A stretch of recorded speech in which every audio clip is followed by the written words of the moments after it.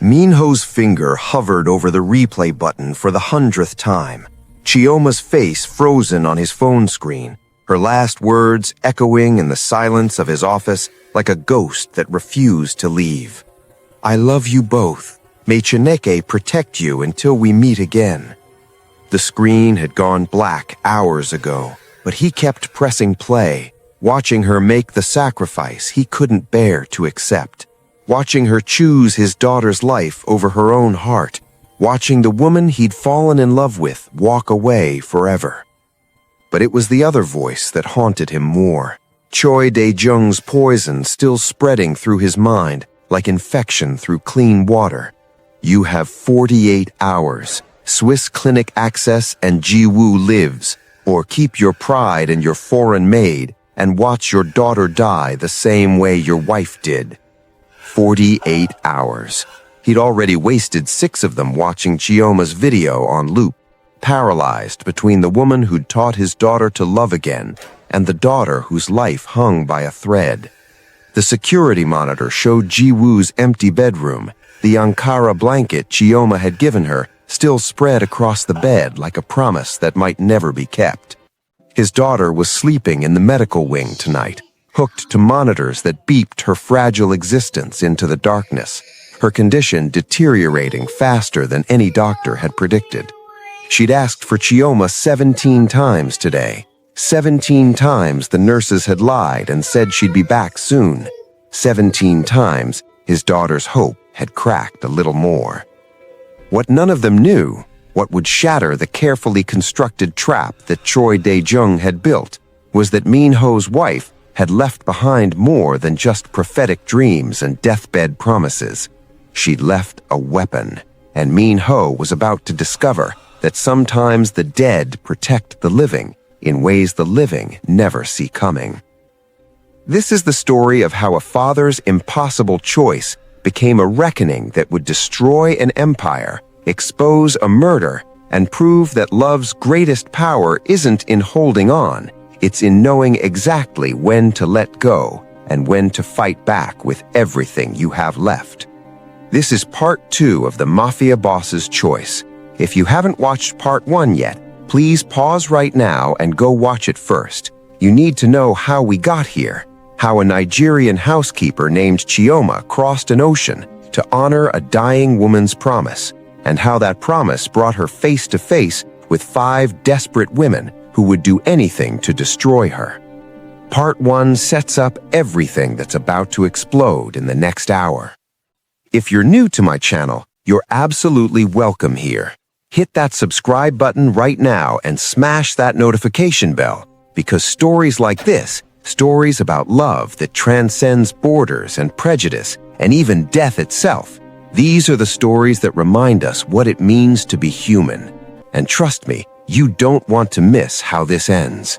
Share this video with someone you love, because what happens next will break your heart and put it back together in ways you never expected. The call came 36 hours into the 48-hour deadline, and when Minho dialed Choi Dae-jung's number, his hand was steady, even though his soul was shattering.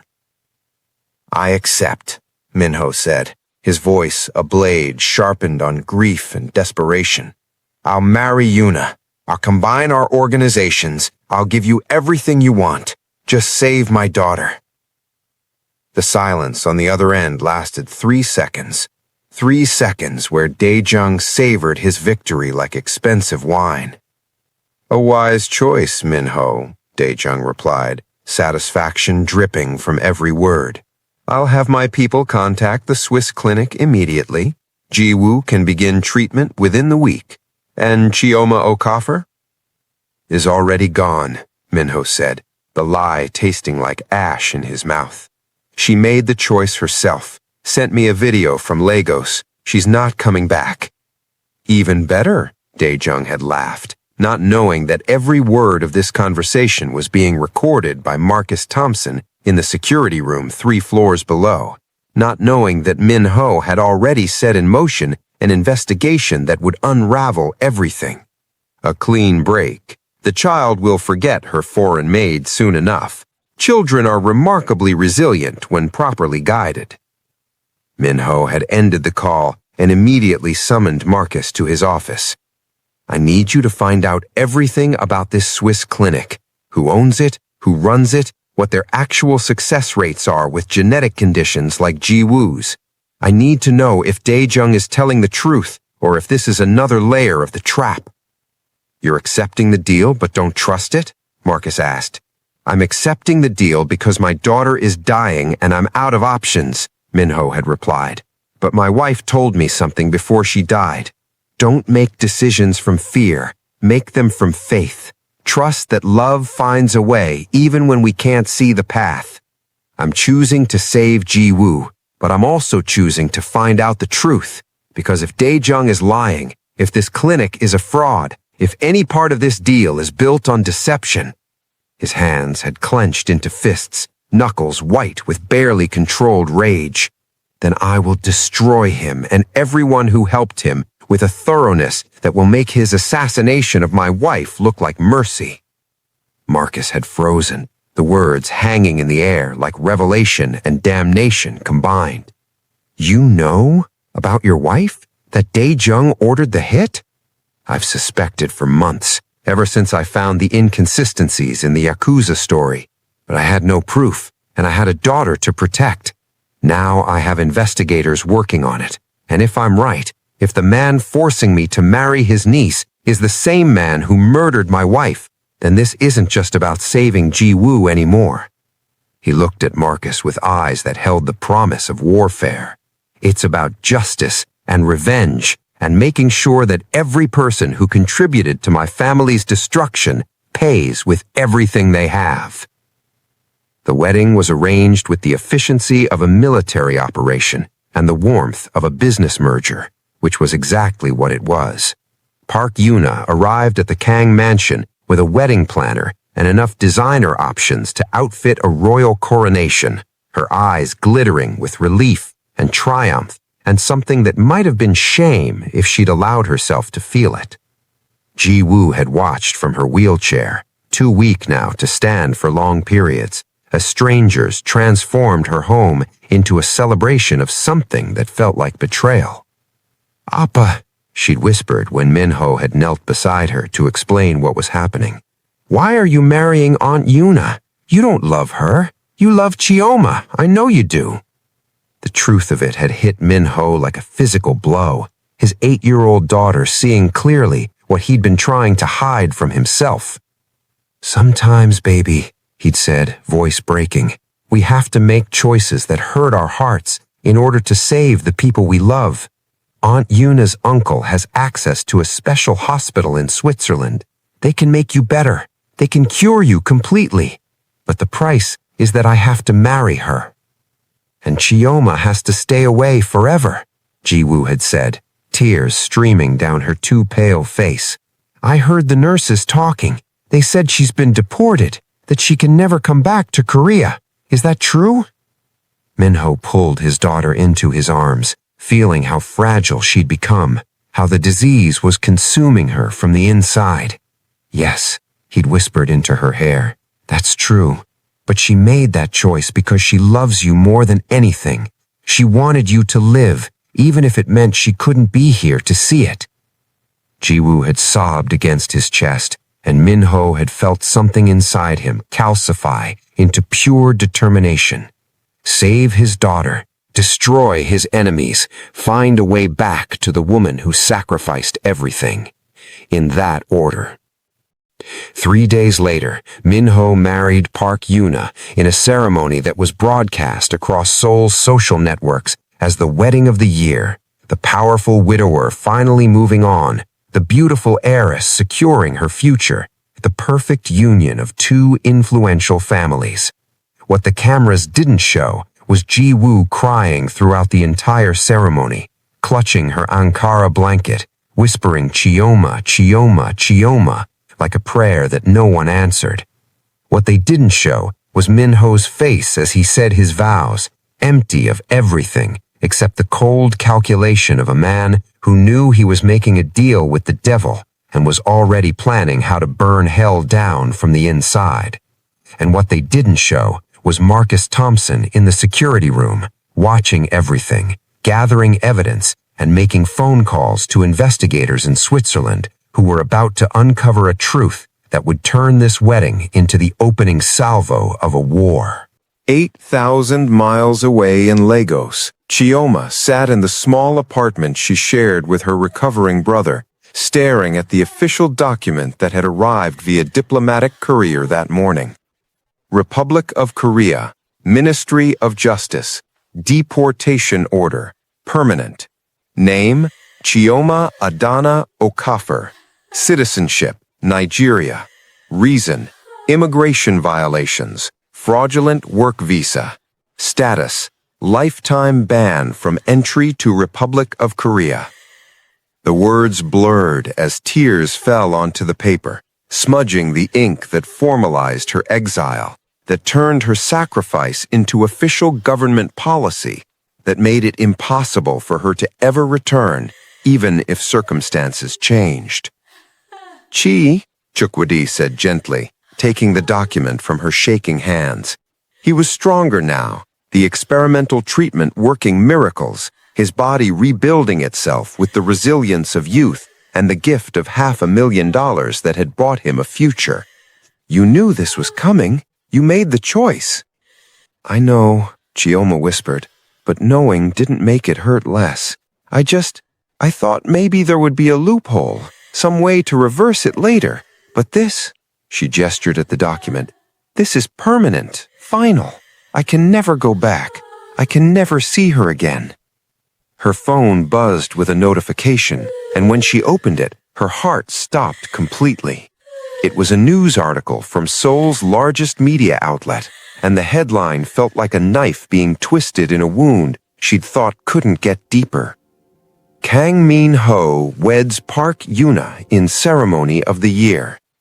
The photo showed Min-ho in a traditional Korean wedding hanbok, standing beside Yuna, who wore a dress that probably cost more than Chioma's entire year's salary, both of them in front of an elaborate floral arrangement that looked like it belonged in a palace. "He married her," Chioma said, voice hollow. "He actually married her." "What did you expect?" Diane's voice came from the phone. She'd connected via video call from her DC apartment, having sensed something was wrong. "You told him to accept the deal. You made the sacrifice so GU could get treatment. Of course he married Yuna. That was the price." "I know," Chioma said again, the words becoming a mantra against a pain that had no cure. "I know. I thought maybe there would be a loophole, some way to reverse it later. But this," she gestured at the document, "this is permanent, final. I can never go back. I can never see her again."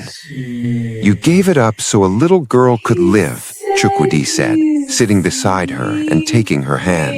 "That's not nothing, Chi. That's everything. That's the kind of love Mama taught us about, the kind that doesn't count the cost." But even as her brother spoke, Chioma felt something crack inside her chest, the realization that her sacrifice might not be enough, that noble gestures and selfless choices didn't guarantee happy endings, that sometimes you gave up everything and still lost what mattered most. Across the tiny apartment, her phone buzzed again. Another notification, another photo from the wedding. This one showed Ji-woo in a wheelchair beside her father, wearing a beautiful hanbok, her face wet with tears, clutching a colorful blanket that Chioma recognized immediately, the Ankara fabric she'd wrapped around the child during their last goodbye. The caption read, "Kang Ji-woo, 8, emotional at her father's wedding. Sources say the young heiress has been battling health issues and will soon travel to Switzerland for specialized treatment." "She's crying," Chioma whispered, zooming in on Ji-woo's face, seeing the devastation there, the loss, the grief of a child who was being saved at the cost of everything that made her want to live. "She's crying at her own father's wedding because I'm not there." And in that moment, sitting in her small Lagos apartment with a deportation order in her lap and a photo of a weeping child on her phone, Chioma made a decision that would change everything. She opened her recording app and pressed record. "Jiwoo, my precious girl," she said into the camera, tears streaming down her face, but her voice strong and clear. "I know you're hurting. I know you're scared. I know you miss me like I miss you, more than the ocean is wide, more than the sky is high. But listen to me very carefully." She took a breath, gathering strength from somewhere deep inside, where the warrior women her grandmother had sung about still lived. "You are going to Switzerland. You are going to get the treatment. You are going to let the doctors help you. And you are going to live, baby girl. You are going to live because that's what we fought for. That's what your mama dreamed about when she sent me to find you. That's what your papa is sacrificing everything to make possible." Chioma wiped her face, forcing a smile that held all the love she'd never get to show in person. "And when you're better, when you're healthy and strong and all grown up, you're going to remember that love doesn't end because of distance. It doesn't die because of borders or documents or even death itself. I will love you every single day for the rest of my life. And someday, somehow, if Chineke wills it, maybe we'll see each other again." She pressed stop, then immediately sent the video to the only email address she had for the Kang household, Marcus Thompson's security contact, with a message, "Please make sure Jiwoo sees this before Switzerland. She needs to know I'm still here, that I didn't abandon her, that everything I did was because I love her." What Chioma didn't know was that Marcus would receive that video and that he would add it to a file that was growing thicker by the day, a file labeled Evidence, Kang Family Case, Confidential, a file that would soon include medical records from a Swiss clinic that didn't match Daejung's promises, a file that contained recordings of every conversation the 5 candidates had ever had, a file that held proof of an assassination ordered 17 months ago, a file that would become the ammunition Min-ho needed to burn his enemy's world to ash. But first, they would have to survive Switzerland, and Jiwoo would have to survive long enough to make it there. The private jet touched down in Zurich on a gray morning that felt like a prophecy of everything that was about to go wrong. Min-ho carried Jiwoo down the aircraft stairs himself, her weight in his arms a devastating reminder of how much the disease had already taken. She was light as paper, fragile as glass, her breathing shallow and labored, even with the oxygen cannula feeding her depleted lungs. Park Yuna followed behind in designer travel wear, her new wedding ring catching the Swiss sunlight, her expression carefully arranged into wifely concern that didn't quite reach her eyes. She'd gotten what she wanted, marriage to one of Seoul's most powerful men, escape from her uncle's deaths and the brutal Chinese triad leader who'd been waiting to claim her like purchased property. But the weight of how she'd gotten it sat on her shoulders like stones she couldn't shake off. The clinic looked exactly like the photos Daejung had provided, a pristine medical facility nestled in the Swiss Alps, all chrome and glass and sterile efficiency, with a staff that spoke 5 languages and wore smiles as practiced as their medical degrees. Dr. Heinrich Mueller, the clinic director, greeted them personally with the kind of warmth that came from knowing exactly how much money was about to flow into his accounts. "Mr. Kang, Mrs. Kang," he said, shaking their hands with professional sympathy, "and this must be Jiwoo. Welcome to Alpine Medical Center. We're going to take excellent care of your daughter." What Dr. Mueller didn't say, what Min-ho would discover too late, was that excellent care meant standard genetic therapy protocols that any major hospital in Seoul could have provided, that the experimental treatment Daejung had promised was a fabrication, that the 95% success rate was a lie designed to force exactly the choice Min-ho had made. But for now, Min-ho believed, because he had to, because his daughter was dying, and belief was the only thing standing between her and the grave that had already claimed her mother. They'd settled Ji-woo into a private room that looked more like a luxury hotel suite than a hospital. Floor-to-ceiling windows overlooking the Alps, adjustable bed with silk sheets, entertainment system, private bathroom, every comfort money could buy, except the one thing that mattered: the presence of the woman who'd taught her that healing came from love, not luxury. "Appa," Ji-woo whispered that first night, her small hand finding his in the darkness. "When does the treatment start?" "Tomorrow morning, baby," Minho said, smoothing her hair back from her too warm forehead. "The doctors need to run some final tests first, make sure everything is ready. But tomorrow they'll begin the medicine that's going to make you all better." "And then I can go home?" "Yes, then you can go home."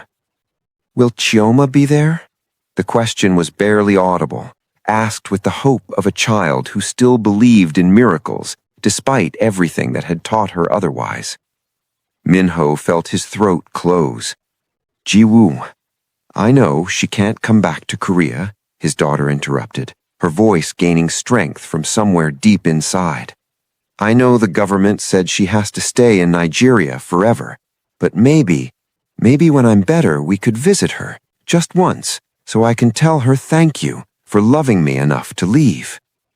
The wisdom in that small, dying body shattered something in Minho's carefully constructed armor. His 8-year-old daughter understood sacrifice better than most adults ever would. Understood that love sometimes meant letting go. Understood that Chioma's departure hadn't been abandonment, but the ultimate act of maternal devotion.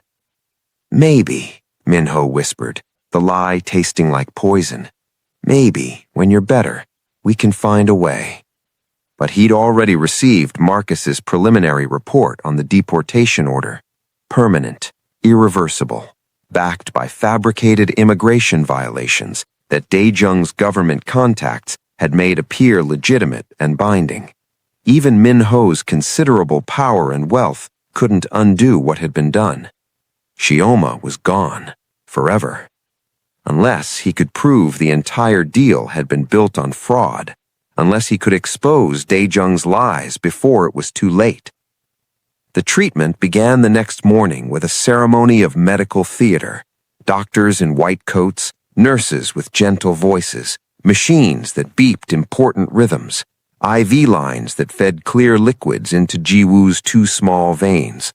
Dr. Mueller explained each step with practiced compassion, using words like cellular regeneration and genetic markers and targeted therapy protocols that sounded impressive and meant nothing.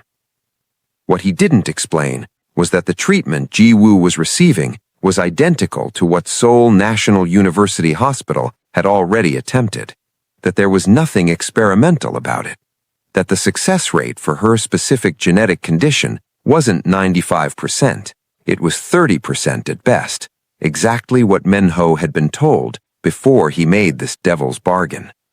For 3 days, Ji-woo endured the treatment with the stoic bravery of a child who'd learned that suffering was the price of survival. The nausea that left her retching into basins until there was nothing left. The fever that spiked so high the nurses packed her in ice. The bone pain that made her whimper in her sleep, despite the morphine drip. And through it all, she asked for Chioma. "I want Chioma," she whispered on day 2 when the nausea was at its worst. "She knows how to make the sick feeling go away. She sings the warrior song." The nurses looked at each other, helpless. Minho tried to comfort her daughter, but his presence wasn't what she needed. "Where's Chioma?" Ji-woo asked on day 3 when the fever made her delirious. "She promised she'd come back. She promised. Why isn't she here?" Yuna tried once to step into that maternal role, smoothing Ji-woo's hair with hands that were perfectly manicured but completely wrong, and Ji-woo had turned her face away with the brutal honesty of childhood. "You're not her. You're not my Chioma. I don't want you. I want her." The rejection had sent Yuna fleeing from the room, and Min-ho had found her later in the hallway, crying with what looked like genuine remorse. "She hates me," Yuna had whispered. "Your daughter hates me, and she's right to. Everything I did, everything we did, it was monstrous. We destroyed an innocent woman's life because we were desperate and scared, and now a child is paying the price." It was the first honest thing Yuna had said since the wedding, and Min-ho had looked at her with something that wasn't quite forgiveness, but might have been understanding. "You made a choice," he'd said quietly. "We all did. Now we live with the consequences." But on day 4, Ji-woo stopped asking for Chioma. Not because she'd accepted the loss, but because she was too weak to speak. The treatment that was supposed to save her was killing her faster than the disease ever had. Dr. Mueller stood at the foot of Ji-woo's bed on the morning of day 5, reviewing charts with an expression that Min-ho had learned to read from a year of specialist consultations, the carefully neutral face that doctors wore when delivering catastrophic news. "Mr. Kang, Mrs. Kang," Mueller said, his accented English precise and professionally sympathetic. "I need to be frank with you. Ji-woo is not responding to treatment as we'd hoped. In fact, her condition has deteriorated significantly over the past 48 hours. "What does that mean?" Min-ho asked, though he already knew, could see it in his daughter's gray-tinged skin, in the way her chest struggled for each breath, in the monitors that beeped increasingly erratic rhythms. "It means we need to prepare for the possibility that the treatment may not be successful," Mueller said carefully. "Her genetic markers are not showing the regeneration we expected. The cellular damage is more extensive than our initial assessment indicated, and her body is rejecting the therapy at an accelerated rate." The words filtered through Min-ho's consciousness like poison through a bloodstream, each one more devastating than the last. "You told us 95% success rate," he said, his voice dangerously quiet. "You told us this treatment was specialized, state-of-the-art, that she would be cured." Something flickered in Mueller's eyes, a flash of discomfort that confirmed what Min-ho's instincts were screaming. "Those numbers represent our overall success rate with genetic conditions broadly. For Ji-woo's specific mutation, the same one that claimed her mother, the prognosis has always been more guarded, 20 to 30%, as I'm sure your Seoul physicians informed you." The room tilted. 20 to 30%, not 95. The same odds he'd been given before Daejong's offer, before the marriage, before Chioma's sacrifice, before everything. "You lied," Min-ho said, the words coming out flat and deadly. "Daejong told me 95%. He said this clinic specialized in exactly this condition, that you had cutting-edge protocols, that my daughter would be cured." Mueller's face went carefully blank, the expression of a man realizing he'd said too much to the wrong person. "I cannot speak to what Mr. Choi may have told you," he said carefully.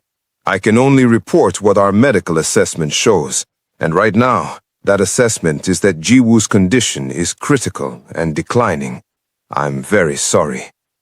Min-ho stood so fast, his chair crashed backward, and Yuna jumped, her face going white as she finally understood what was happening. "My uncle lied," she whispered. "Oh God, he lied about the clinic. He lied about the treatment. This was never about saving Ji-woo. This was about—" "Control," Min-ho finished, his voice like shattered glass. "This was about forcing me into a marriage that would give him access to my organization, about removing Chioma from our lives permanently, about destroying everyone and everything that stood in his way." He pulled out his phone and called Marcus. "I need everything you have on the clinic," he said without preamble. "Medical licenses, treatment protocols, actual success rates, financial connections to Daejong, everything, and I need it yesterday." Already on your encrypted email, boss. It's worse than we thought. This clinic has no specialized program for genetic conditions. They're general practitioners with a luxury facility. Daejung owns 40% of the clinic through shell corporations. The whole thing is a front. They take wealthy, desperate families, promise miracles, deliver standard care at premium prices. Minho closed his eyes, the full weight of the betrayal crushing down. He'd sacrificed Chioma for a lie, married a woman he didn't love for a fraud, destroyed his daughter's happiness for a treatment that was no better than what they could have gotten at home. And now, Ji-woo was dying anyway. But this time, she was dying without the one person who'd actually brought her peace. "How long does she have?" Minho asked Mueller, his voice empty of everything except the need to know. The doctor hesitated. "Days. Maybe a week if we're fortunate. I'm very sorry. We'll make her as comfortable as possible." Minho walked to his daughter's bedside and took her small, cold hand in his. "Baby," he whispered, "I'm so sorry. I'm so sorry I couldn't save you. I'm sorry I sent Chioma away. I'm sorry I believed the lies. I'm sorry for everything." Jiwoo's eyes fluttered open, struggling to focus on her father's face. "Not your fault, Appa," she whispered, each word a monumental effort. "You tried to save me." "I failed," Minho said, tears streaming down his face for the first time since his wife's funeral. "I failed you." "No," Jiwoo breathed. "You loved me. That's not failing." Her fingers tightened weakly on his. "Appa, one thing. Anything, baby. Anything. Tell Chioma I waited for her." Jiwoo's breathing was getting more labored, her words coming in fragments. "Tell her I love you. Tell her thank you for teaching me what real mothers do." And then, with devastating clarity, one final request. "Sing the warrior song, please. I want to hear it one more time." But Minho didn't know the Igbo lullaby, didn't know the words that had brought Jiwoo peace through every nightmare, didn't know the melody that represented everything Chioma had been to them. "I don't know it, baby," he whispered brokenly. "I don't know the song." Then, Jiwoo's eyes closed, tears slipping from beneath her lids. "Play her voice, the video she sent. Marcus shared me." With shaking hands, Minho pulled up the video Chioma had sent, the one that Marcus had shared with him, the one where she sang to Ji-woo from Lagos, her voice carrying across 8,000 miles on digital wings. The Igbo warrior song filled the hospital room, Chioma's rich, warm voice singing about women who survived impossible wars, who carried grief like armor and transformed it into strength. Jiwoo's lips moved slightly, trying to sing along with words she didn't know, but had felt in her soul every time Chioma had held her through the darkness. And as the song played on loop, as Chioma's voice promised that love transcends everything, Jiwoo's breathing grew slower, slower, until it stopped, completely. The monitors flatlined at 3:47 a.m. Swiss time, the sound piercing through the hospital room like a scream that would never end. Medical staff rushed in with practiced efficiency, doctors shouting orders, nurses preparing equipment, someone calling code blue over the intercom, but Minho knew with absolute certainty that his daughter was already gone.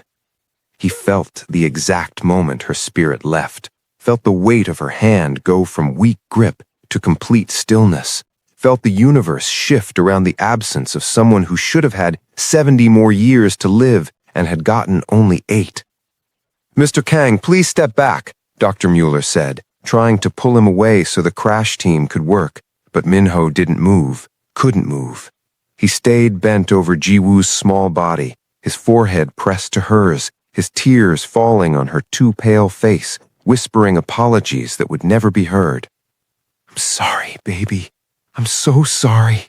I sent away the wrong person. I believed the wrong man. I made the wrong choice. I'm sorry. I'm sorry. I'm sorry." They worked on her for 17 minutes. 17 minutes of chest compressions that made her small body jerk like a broken doll. 17 minutes of medications pushed through IV lines. 17 minutes of desperate medical theater that everyone in the room knew was futile. At 4:04 a.m., Dr. Mueller called it. Time of death, 4:04.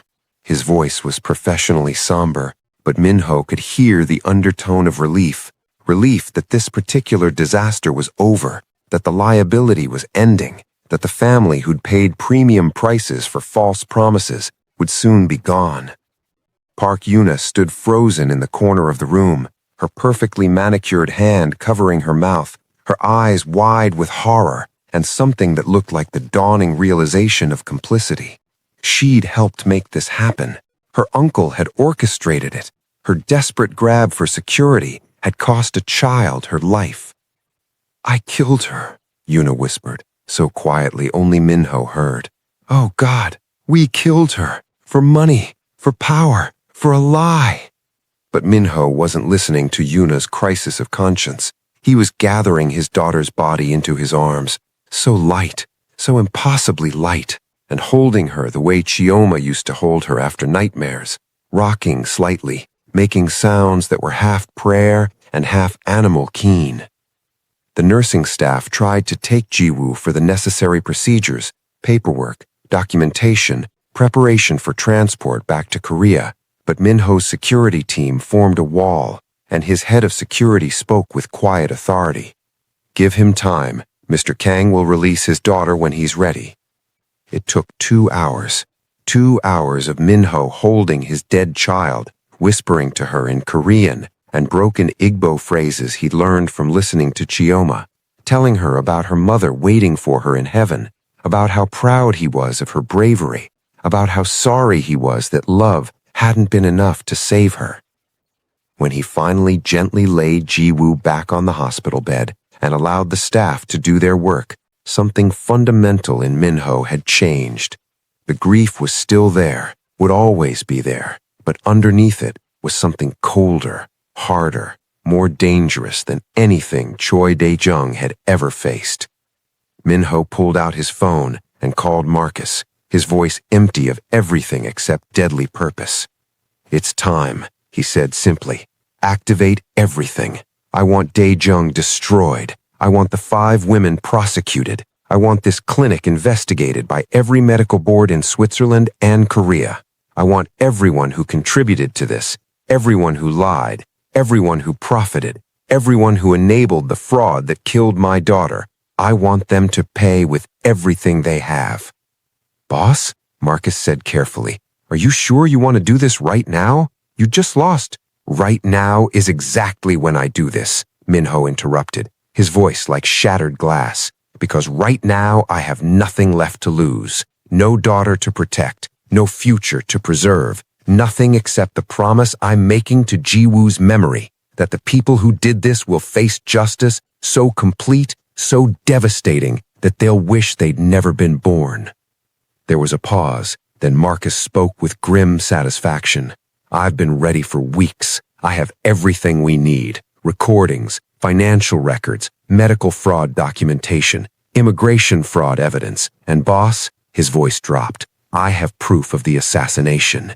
Choi Dae-jung ordered your wife's death. I have the intercepted communications, the payment trails, the testimony from 2 of his people who are willing to flip in exchange for protection. We can prove everything." Minho felt something crack wide open in his chest, grief and rage combining into something that would fuel what came next. "Then we burn it all down," he quietly said. "Every lie, every crime, every person who contributed. We burn it all down and salt the earth so nothing corrupt can ever grow there again." He hung up and turned to look at his daughter one final time. The nurses had cleaned her, arranged her peacefully, made her look like she was sleeping, except for the unnatural stillness and the gray tint of skin that no longer held life. "I promise you, baby," Minho whispered, pressing a kiss to her cold forehead. "They will pay, every single one of them, And when it's done, I'm gonna find Chioma and tell her what you said, that you waited for her, that you loved her, that she was the real mother all along." The evidence arrived in Min-ho's encrypted email exactly 6 hours after Ji-woo's death, while he sat in the Swiss hotel suite that had been meant for their victorious return home, staring at nothing, his daughter's Ankara blanket still clutched in his hands. Subject: Complete file, Choi Dae-jung criminal conspiracy. Classification: confidential, legal prosecution ready. Min-ho opened the file and began to read, each page adding another layer to the conspiracy that had destroyed his family. Section 1. Alpine Medical Center fraud. The clinic's actual success rates for genetic conditions, 18 to 22%, well below the industry standard of 30%. No specialized equipment, no experimental protocols, standard chemotherapy and genetic therapies available at any major hospital. The exclusive treatment Ji-woo had received was identical to what Seoul National University Hospital had offered a year ago. Ownership structure: Choi Dae-jung held 40% through 3 shell corporations.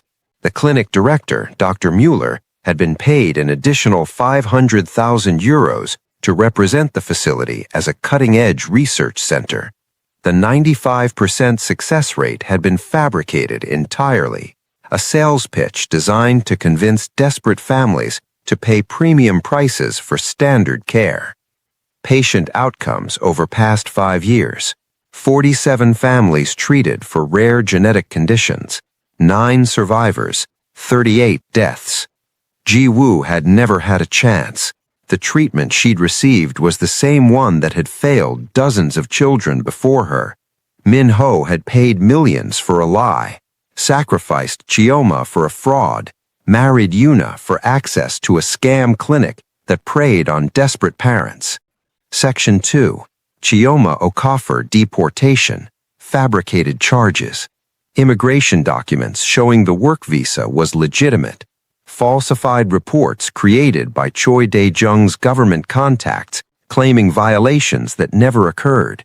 Testimony from the employment agency confirming all documentation was proper and legal. The deportation order was fraudulent. Chioma should never have been banned from Korea. The permanent restriction on her entry was based on lies manufactured specifically to remove her from Ji-woo's life. She could have been here, should have been here, would have been here, except for a conspiracy that had weaponized government authority to destroy an innocent woman's life. Section 3. The 5 candidates, coordinated conspiracy. Recordings of every meeting, every racist comment, every plan to sabotage Chioma, every lie they'd told to justify their cruelty, all documented, time-stamped, admissible in court. Park Yuna, Jin Se-yeon, Dr. Han Mi-young, Lee Da-hee, and Ji Kyun-won, 5 women who'd contributed to a conspiracy that had culminated in a child's death. They hadn't pulled a trigger or administered poison, but their actions had set the machine in motion. They'd created the environment that forced Min-ho's impossible choice. Under Korean law, conspiracy to commit fraud, defamation, immigration violations through false testimony, and, because Ji-woo's death could be directly traced to the fraudulent medical treatment they'd helped facilitate, potential charges of negligent homicide. Section 4. The assassination. This was what Min-ho had been waiting for, what he'd suspected for 17 months but hadn't been able to prove. Intercepted communications between Choi Dae-jung and a Yakuza lieutenant dated 3 weeks before Hae-jin's death. Payment records showing $10 million transferred to offshore accounts. Testimony from 2 of Dae-jung's former security personnel who'd been present during planning meetings. And the devastating truth: Hae-jin hadn't been collateral damage, she'd been the target. Min-ho's wife had discovered that Dae-jung was laundering money through charitable organizations, including the Grief Counseling Center in Lagos, Nigeria, where she'd met Chioma. She'd been gathering evidence to expose him when the assassination was ordered. The attack on her car hadn't been meant for Min-ho. It had been designed specifically to eliminate a threat while appearing to be a failed attempt on the Mafia boss's life. Dae-jung had murdered Hae-jin and then used the crime as cover, framing the Yakuza faction Min-ho had been in conflict with, killing two birds with one coordinated hit. And then, months later, Dae-jung had used his niece to infiltrate Min-ho's life, had orchestrated an elaborate trap using his daughter's illness, had forced him to sacrifice the woman his dying wife had chosen to protect Chioma, all to gain control over Min-ho's organization and eliminate the last threat to his empire. It was systematic, calculated, evil in its efficiency. Min-ho read the final page, Marcus's summary and recommendations. Boss, we have everything we need for multiple prosecutions. Criminal fraud charges against Dae-jung and the clinic, immigration fraud charges, conspiracy charges against all 5 women, and first-degree murder charges for Hae-jin's assassination. But here's what I recommend. We don't go through normal channels. Dae-jung has too many government contacts, too many people in his pocket. A traditional prosecution could take years, and he'd have time to destroy evidence or flee. Instead, we do this 2 ways simultaneously. 1. Release everything to the media. Let the court of public opinion destroy them first. In Korea, where face and reputation are everything, the scandal alone will be devastating. And 2. Use your connections to ensure immediate arrests on the most serious charges. The assassination evidence is solid enough for immediate detention without bail. Get him locked up before he can run. The 5 women will fold fast once they realize Dae-jung can't protect them. They'll testify against him to save themselves. That testimony, plus our evidence, will guarantee convictions. We can have them all in custody within 48 hours of your authorization. Waiting for your order. Min-ho sat with the file for a long time, Ji-woo's blanket still in his hands, his daughter's last words echoing in his mind. Tell Chioma I waited for her. Tell her I love her. Then he picked up his phone and typed a single message to Marcus. Do it. All of it. Now. And pressed send. Within 6 hours, the first news story broke on all major Korean networks. By morning, it would be international news. By afternoon, arrests would begin. And by the end of the week, everyone who'd contributed to his family's destruction would be facing justice they couldn't buy, couldn't influence, and couldn't escape. But first, Min-ho had to do something that would break him worse than anything else had. He had to call Lagos and tell Chioma that Ji-woo was dead, that her sacrifice was for nothing, that the child they'd both loved had died calling her name, asking for her, waiting for her to come back. He picked up the phone with shaking hands and dialed the number he'd memorized but never called, and when Chioma's voice answered, bright and hopeful, thinking maybe he was calling with good news about Ji-woo's treatment, Min-ho felt his voice crack completely. Chioma, I'm sorry. I'm so sorry. She's gone. Ji-woo is gone. And it's my fault. It's all my fault. The sound Chioma made on the other end of the line was something Min-ho would hear in his nightmares for the rest of his life. A wail of pure devastation, of maternal grief with nowhere to go, of love that had survived sacrifice and distance but couldn't survive death. No, Chioma sobbed. No, no, no, not my baby, not my Ji-woo. She was supposed to live. That was the deal. That was why I left. She was supposed to live. The treatment was a fraud, Min-ho said through his own tears. The clinic, the 95% success rate, all of it was lies. Dae-jung lied to force the marriage and remove you. The treatment Ji-woo got was standard therapy, the same thing we could have gotten in Seoul. She never had better than 30% odds. We sacrificed you for nothing. The line went silent, except for Chioma's ragged breathing. Then, in a voice that was barely human, Did she ask for me? Every day, Minho whispered. Every single day, she asked when you were coming back. The last thing she said, his voice broke completely. She said, "Tell Chioma I waited for her. Tell her I love her. Tell her thank you for teaching me what real mothers do." And she asked me to sing the warrior song, but I didn't know it, so I played the video you sent, and she died listening to your voice.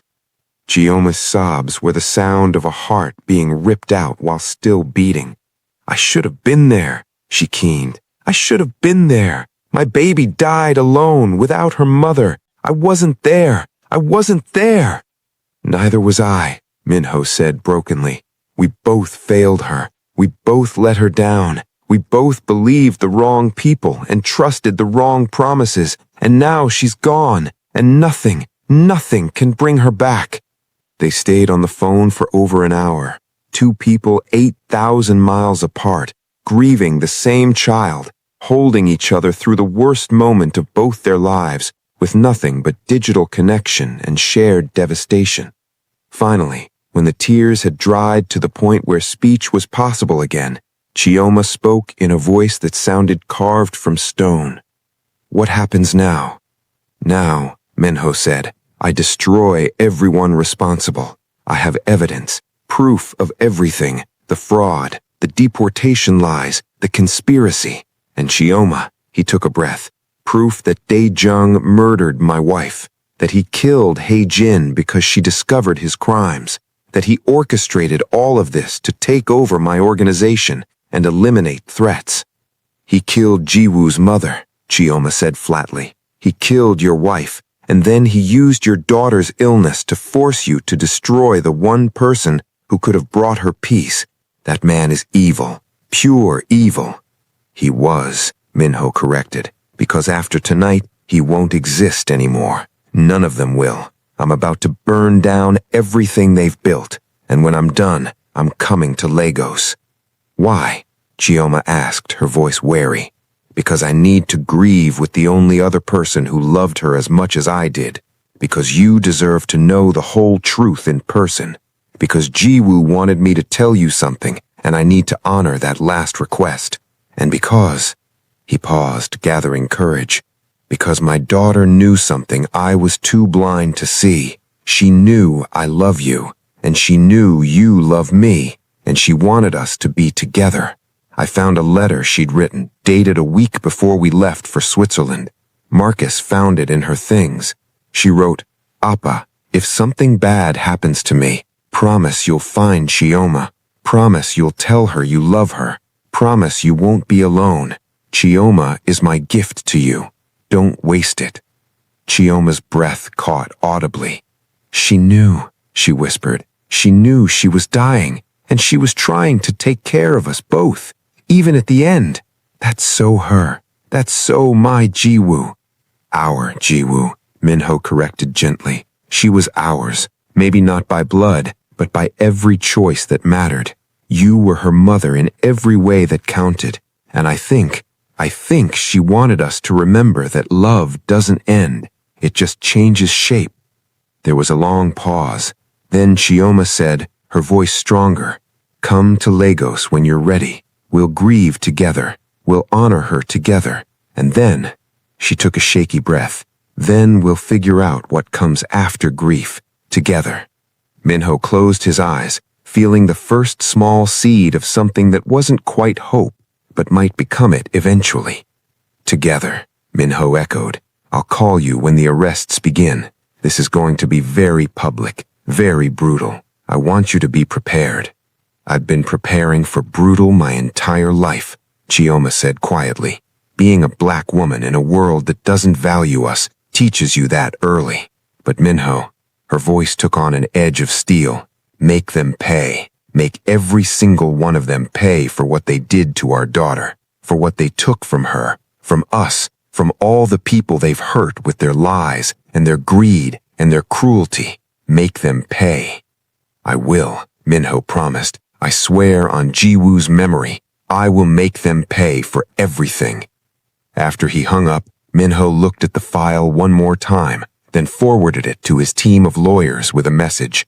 File all charges. Contact media. Begin arrests. No mercy. No deals.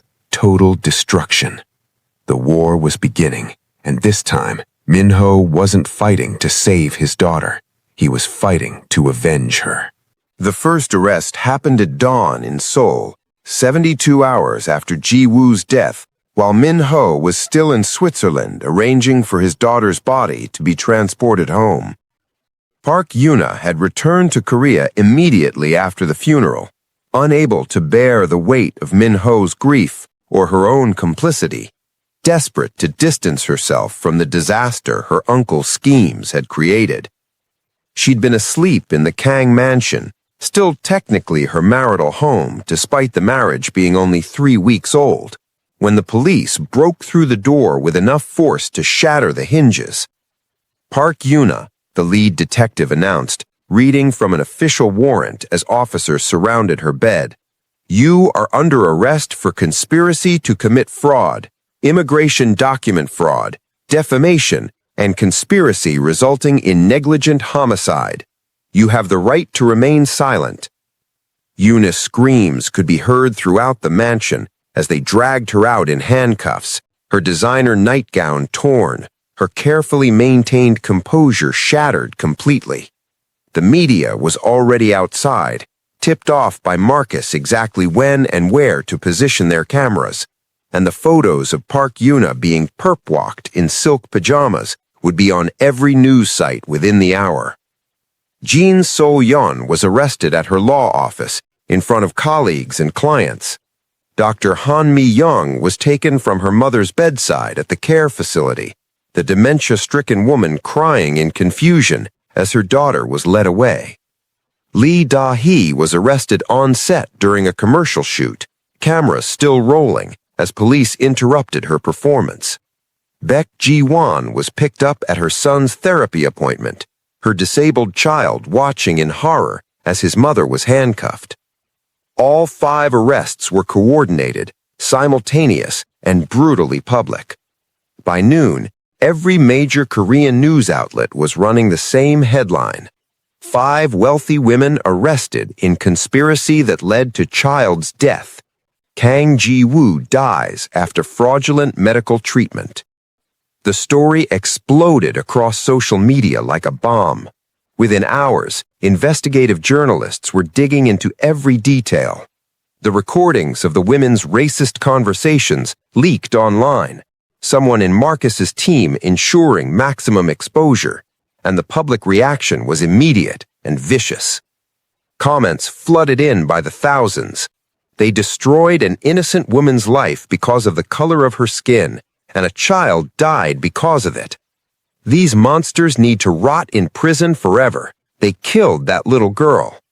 The Nigerian woman sacrificed everything to save Ji-woo, and these rich witches turned it into a scheme for money and power. Disgusting. Death penalty, nothing less. They murdered a child. Korean netizens, infamous for their swift and merciless judgment, had found their villains. The 5 women's social media accounts were flooded with death threats. Their families released statements distancing themselves. Former friends deleted photos. Business partners severed connections. Their destruction was total, swift, and irreversible. But Min-ho wasn't satisfied, not even close. The real target was still free. Choi Dae-jung sat in his Gangnam office when the news broke, watching the media coverage with growing unease. He'd expected some fallout from Ji-woo's death, perhaps a lawsuit against the clinic, maybe some negative publicity for his niece. But not this. Not a coordinated takedown that exposed the entire conspiracy. His phone rang, his lawyer, voice tight with panic. Sir, we have a serious problem. Kang Min-ho has filed criminal charges against you personally. Fraud, conspiracy, immigration violations, and, sir, the lawyer's voice dropped to barely a whisper, first-degree murder charges for the assassination of Park Hae-jin. They have evidence, intercepted communications, financial records, Witness testimony from 2 of your former security personnel who've agreed to cooperate." The office tilted around Daejong. "That's impossible," he said, but his voice lacked conviction. "Those communications were encrypted. The payments were laundered. The witnesses would never flip."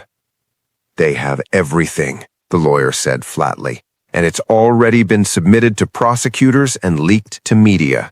Sir, you need to leave Korea immediately, tonight, before they issue the arrest warrant." But it was already too late. Daejong looked out his office window to see police vehicles surrounding the building, blocking every exit. News vans were setting up across the street, reporters already doing live shots with his building in the background. "They're here," he whispered into the phone. "Minho moved faster than I thought possible. He's already here." The police came through his office door with the same overwhelming force they'd used on his niece, and Choi Daejong, one of the most powerful criminals in Seoul, a man who'd ordered assassinations and controlled politicians and built an empire on fear, was handcuffed and arrested while news helicopters captured footage from above. The charges read like a crime novel: first-degree murder, conspiracy to commit murder, medical fraud, immigration fraud, organized crime, racketeering, money laundering. Each charge carried a potential death sentence under Korean law. Combined, they guaranteed that even if he escaped execution, Choi Daejong would die in prison.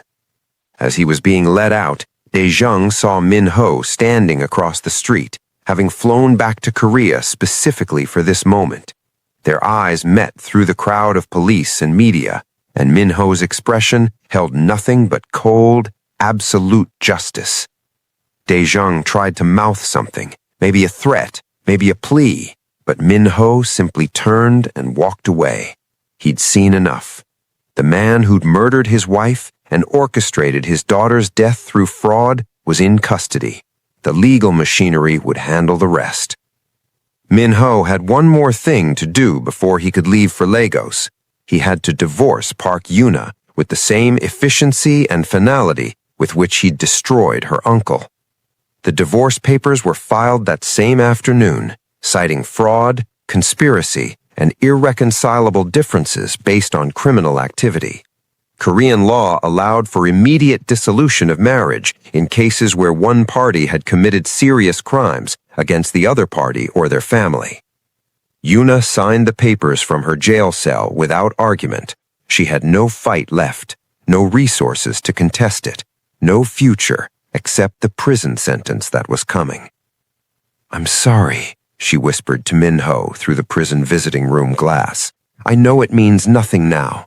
I know sorry can't bring GU back, but I need you to know I didn't understand what we were really doing. I didn't know the clinic was fake. I didn't know GU would die. I was just desperate and scared and willing to destroy an innocent woman to save yourself," Minho finished coldly. "You knew exactly what you were doing to Chioma. You heard every racist comment. You participated in every plan to drive her away. You knew your uncle was manipulating me through my daughter's illness. Maybe you didn't know every detail, but you knew enough, and you chose to participate anyway." Yuna's face crumpled. "What's going to happen to us? To me and the others?" "Justice," Minho said simply. "You'll stand trial. The evidence will be presented, and a jury will decide what punishment fits your crimes. But I can tell you this, I will be there for every day of that trial. I will make sure every recording is played, every racist comment is heard, every lie is exposed, and I will make sure that GU's memory is honored by ensuring that you all face consequences that actually matter." He stood to leave, then paused. "One more thing. The deportation order against Chioma, my lawyers are having it overturned. The fraud will be exposed, her name will be cleared, and she'll have the option to return to Korea if she ever wants to. You and your uncle tried to erase her. You failed. She survives. You don't." Minho walked out of the prison and didn't look back. The trial began 4 months later in Seoul's Central District Court. and it was unlike anything Korean legal history had ever seen. The courtroom was packed with media, victims' families from the Alpine Medical Center, human rights advocates, and hundreds of people who'd followed the case obsessively from the beginning.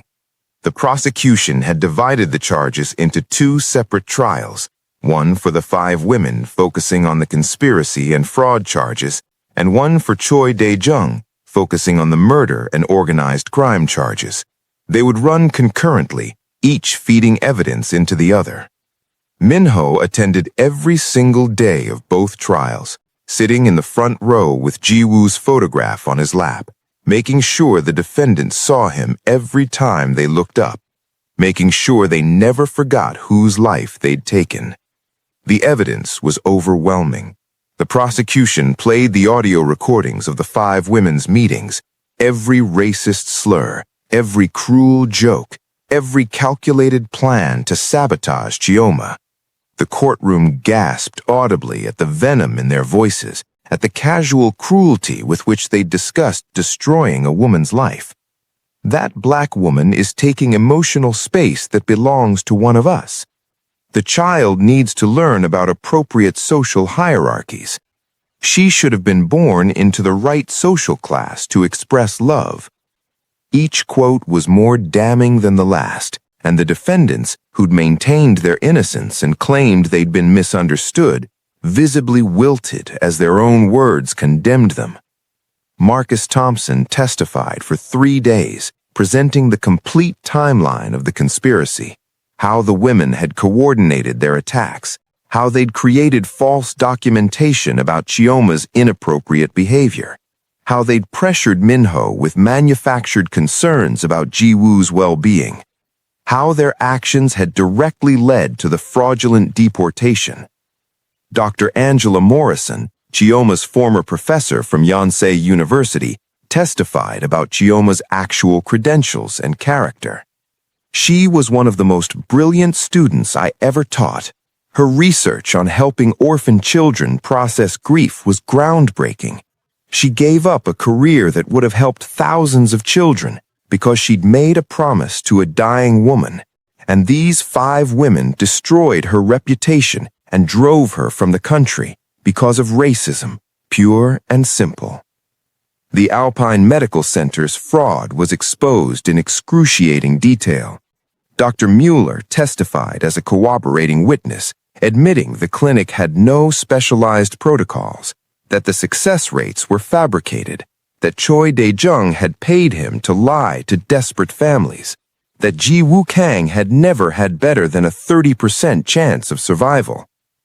Mr. Choi instructed me to tell the family 95%, Mueller testified, his voice breaking. He said it didn't matter what the real odds were. He said the point was to force Mr. Kang's hand, to make him accept the marriage arrangement. I knew it was fraud. I knew it was wrong. But he paid me 500,000 euros, and he covered his face with his hands. I put money over a child's life. I will have to live with that forever. The courtroom erupted. The judge had to call for order. But nothing compared to Choi Dae-jung's trial. The assassination evidence was presented with the precision of a surgical strike. Intercepted communications showing Dae-jung ordering the hit on Park Hae-jin. Financial records tracing $10 million to the Yakuza assassins. Testimony from his former security personnel describing planning meetings where the murder was discussed openly. And then, the devastating revelation. Hae-jin had been investigating Dae-jung's money laundering through charitable organizations. She'd discovered he was embezzling millions from grief counseling centers, including the one in Lagos where she'd met Chioma. She'd been gathering evidence to expose him when she was killed. Park Hae-jin was murdered because she was brave enough to stand against corruption. She was killed to silence her. And then, years later, Choi Dae-jung used her widower's grief and their daughter's terminal illness to further his own power. He turned a father's love into a weapon. He turned medical fraud into a trap. And an 8-year-old child died as a direct result of his conspiracy. The defense tried to argue that Ji-woo's death was from natural causes, that her disease would have killed her regardless, but the prosecution countered with devastating effect. If Chioma Okafor had been allowed to remain in Korea, if she hadn't been deported on false charges fabricated by Choi Dae-jung's associates, she would have been in Switzerland with Ji-woo. Medical records show that Ji-woo's stress levels, refusal to eat, and declining cooperation with treatment were directly related to separation anxiety from the one caregiver who'd actually brought her peace. The nurses documented that Ji-woo asked for Chioma constantly, that she refused comfort from anyone else, that her will to live diminished significantly when the person she trusted most was taken from her. A child psychologist testified, "Trauma and stress can absolutely impact treatment outcomes, especially in pediatric cases. A child who feels abandoned, who's separated from their primary attachment figure during the most frightening experience of their life, will have compromised immune response, reduced cooperation with medical protocols, and significantly worse prognoses." While we can't say definitively that Chioma's presence would have saved Ji-woo, we can say with certainty that her forced absence contributed to the child's death. The jury deliberated for less than 6 hours. Guilty on all counts. All 5 women, conspiracy to commit fraud, immigration document fraud, defamation, and the charge that carried the heaviest sentence, conspiracy resulting in negligent homicide. Choi Dae-jung's verdict came 2 days later. Guilty of first-degree murder in the death of Park Hae-jin. Guilty of conspiracy to commit fraud. Guilty of conspiracy resulting in the death of Kang Ji-yoo. Guilty on 17 additional charges of organized crime. The sentencing hearing was held 1 week later. Park Yoona, Jin Se-yeon, Dr. Han Mi-young, Lee Da-hee, and Baek Ji-won stood in the defendant's box as the judge read their sentences. You 5 women participated in a conspiracy born of prejudice, greed, and cruelty. Your actions destroyed an innocent woman's career and reputation. Your lies contributed directly to the fraudulent deportation of someone who posed no threat except to your own selfish ambitions. And your conspiracy created the circumstances that led to the death of an 8-year-old child who deserved better from the adults around her. Park Yoona, 25 years imprisonment, no parole eligibility for 15 years. Jin Se-yeon, 20 years imprisonment, no parole eligibility for 12 years. Dr. Han Mi-young, 22 years imprisonment, no parole eligibility for 14 years. Lee Da-hee, 18 years imprisonment, no parole eligibility for 10 years. Baek Ji-won, 20 years imprisonment, no parole eligibility for 12 years. All 5 women collapsed. Guards had to physically support them as they were led away to begin sentences that would consume the prime years of their lives. But Minho felt nothing watching them fall. No satisfaction, no sense of victory. Just emptiness where his daughter should have been. Choi Dae-jung's verdict came differently. The judge looked at him with undisguised contempt. You orchestrated the murder of an innocent woman who was fighting corruption. You built an empire on fear, violence, and exploitation. You used a child's terminal illness as leverage to expand your criminal enterprises. And when your conspiracy failed, that child died, alone, afraid, separated from the one person who'd brought her comfort. The judge paused, letting the weight settle. Under Korean law, I could sentence you to life imprisonment, but given the calculated nature of your crimes, the vulnerability of your victims, and the complete absence of remorse, Dae-jung's face went white. I hereby sentence you to death by execution. May you find in death the accountability you escaped in life. The courtroom erupted in applause, unprecedented and inappropriate, but the judge allowed it for a full minute before calling for order. Choi Dae-jung was dragged from the courtroom screaming threats and curses, his composure finally completely shattered. Minho sat through it all with Ji-Yu's photograph in his hands, and when it was finally over, when justice had been served as fully as the legal system could serve it, he walked out of the courthouse into the Seoul afternoon and felt nothing but the weight of everything he'd lost. 5 women would spend decades in prison. 1 man would die for his crimes, but none of it brought Ji-Yu back. None of it changed the fact that he'd made the wrong choice. None of it fixed what was broken. He pulled out his phone and dialed Lagos. When Chiona answered, he said simply, "It's done. They've all been convicted. Dae-jung got the death penalty. The women got decades. It's over." "Good," Chioma said quietly. "I can't stay in this city anymore. Everything here is just reminders of what I've lost." "Then come home," Chioma said, and the word hit Minho like a revelation. Home. Not a place, a person. "I'm coming home," he whispered, and for the first time since Ji-Yu's death, Minho felt something close to hope. The execution was scheduled for 6 months after sentencing, carried out in the pre-dawn hours at Seoul Detention Center, according to Korean protocol. Minho had been notified as the primary victim's family member, given the option to witness, and he'd accepted without hesitation. He sat in the observation room, separated from the execution chamber by reinforced glass, one of only 5 witnesses present, the minimum required by law. The others were prison officials, a prosecutor, and a chaplain. The media had been barred, the process kept deliberately quiet to prevent the spectacle that such things could become. Choi Dae-jung was led into the chamber at 5:47 a.m., his hands bound, his expression oscillating between defiance and terror. He'd aged a decade and 6 months, hair gone completely gray, face gaunt, the arrogance that had defined him stripped away by the reality of his impending death. When his eyes found Minho through the glass, something flickered across his face. Not remorse, not apology, but perhaps recognition that he'd underestimated the man he'd tried to manipulate, that his carefully constructed trap had become his own grave. The warden read the charges and sentence one final time, then asked the required question, "Do you have any final words?"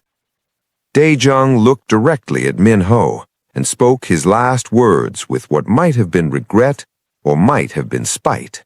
It was impossible to tell. "I killed your wife because she was in my way.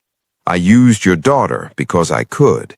I destroyed Chioma Okafor because she was inconvenient." His voice was steady, almost conversational. "I did all of it without losing sleep, and the only thing I regret is that I failed, that you're standing there free, and I'm standing here dying. May that knowledge give you whatever peace you're looking for." The chaplain flinched. The prosecutor looked disgusted. But Minho's expression didn't change. "I'm not looking for peace from your death," Minho said quietly, though Dae-jung couldn't hear him through the soundproof glass. "I'm looking for closure, and you just gave it to me.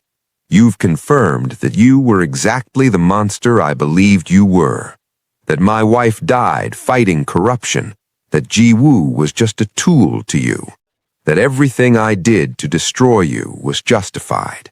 So thank you for removing any doubt." The execution was carried out by hanging at 5:52 a.m., death pronounced at 5:59 a.m. Choi Dae-jung died as he'd lived, defiant, unrepentant, and alone.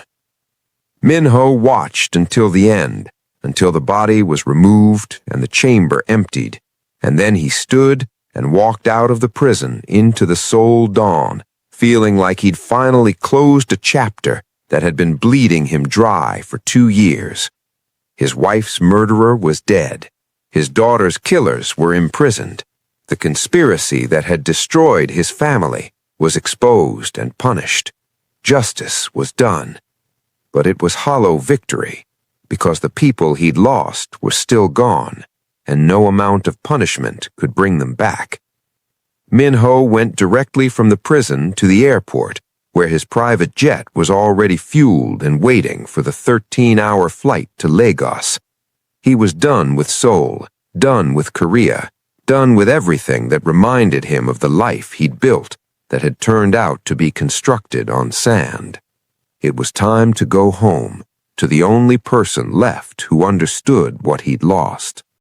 The phone call came as Chioma was preparing dinner in her small Lagos apartment. Chikwudi at the table doing university coursework for the American scholarship program he'd been accepted into. Healthy now, thriving. Proof that at least one good thing had come from all the tragedy. "It's done," Minho said without preamble when she answered. "Dae-jung was executed this morning. I watched. And now I'm at the airport. My flight lands in Lagos at 8 p.m. your time. I'm coming, if that's still okay." Chioma felt her heart hammer against her ribs. She'd known this was coming, had prepared for it, but the reality of Minho actually arriving, of facing him in person after everything that had happened, suddenly felt overwhelming. "It's okay," she said, her voice steadier than she felt. "More than okay. I'll meet you at the airport." "You don't have to. I want to," Chioma interrupted. "We've grieved separately for 6 months. It's time to grieve together. And Minho," she paused, gathering courage, "it's time to start figuring out what comes after grief. Jiyu wanted that for us. I read her letter. Marcus sent me a copy. She wanted us to find each other." "I know," Minho said quietly. "I've read that letter about 1,000 times. She knew she was dying, and she was still trying to take care of us.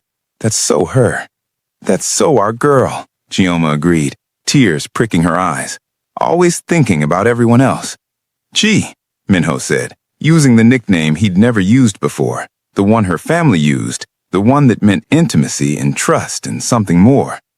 "I need you to know something before I get there. The deportation order has been overturned. The fraud was exposed. Your name has been completely cleared. You can return to Korea anytime you want. You can reclaim your career, your reputation, everything they took from you." Chioma sat down hard, the news hitting her like a physical force. "I can go back?" "You can go back," Minho confirmed. "The Korean government issued a formal apology. Your PhD credentials have been verified and publicized. Universities are already reaching out with job offers. You can rebuild everything. And Chi," his voice dropped, "I need you to know that coming to Lagos isn't about trapping you or obligating you or assuming anything.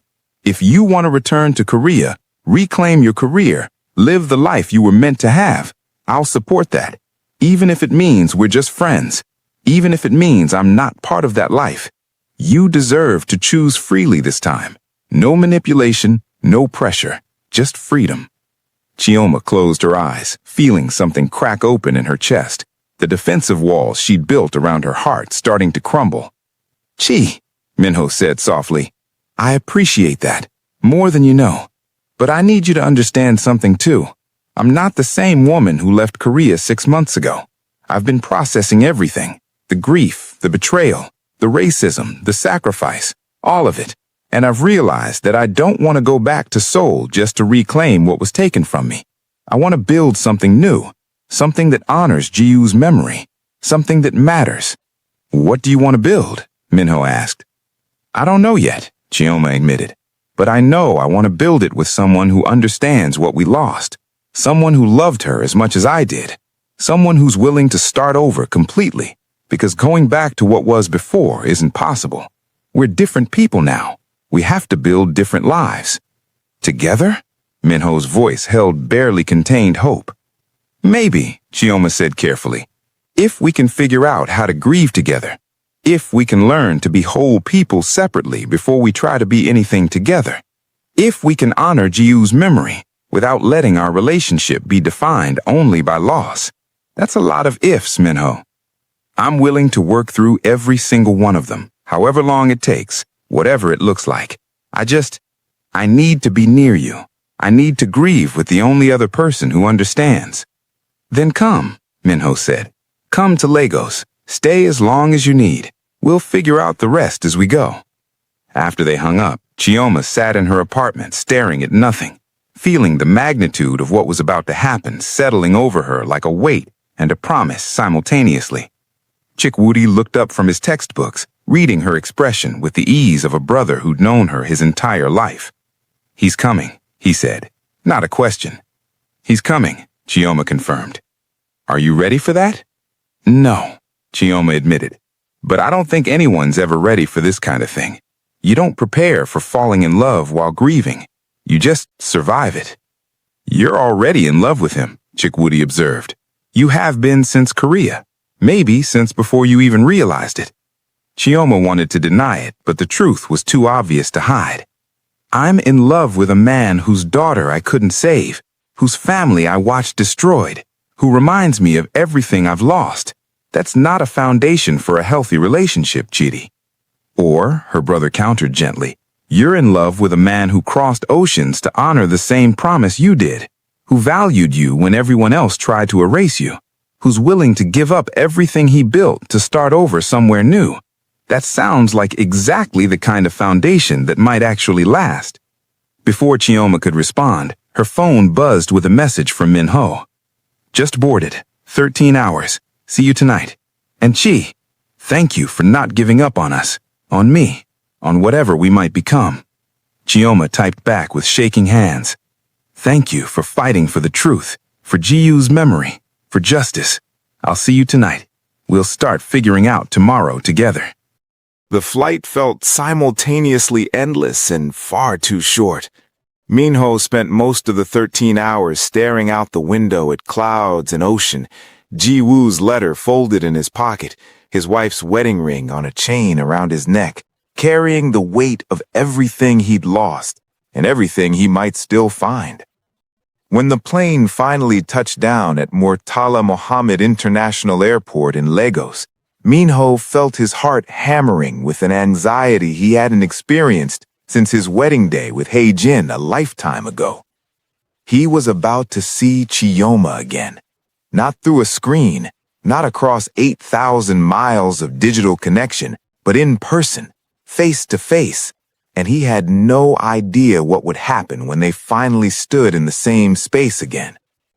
He cleared customs with the efficiency of someone used to traveling with private security, then walked through the arrival gate into the chaotic bustle of Lagos Airport, vendors shouting, families reuniting, the vibrant, overwhelming energy of a city that refused to be anything less than fully alive. And there, standing near the exit, in a simple yellow dress that seemed to capture sunlight, was Chioma. She'd changed in 6 months, not in obvious ways, but in the subtle shifts that grief carves into a person, the set of her shoulders, the depth in her eyes, the way she held herself like someone who'd survived something that should have destroyed her and had come out stronger on the other side.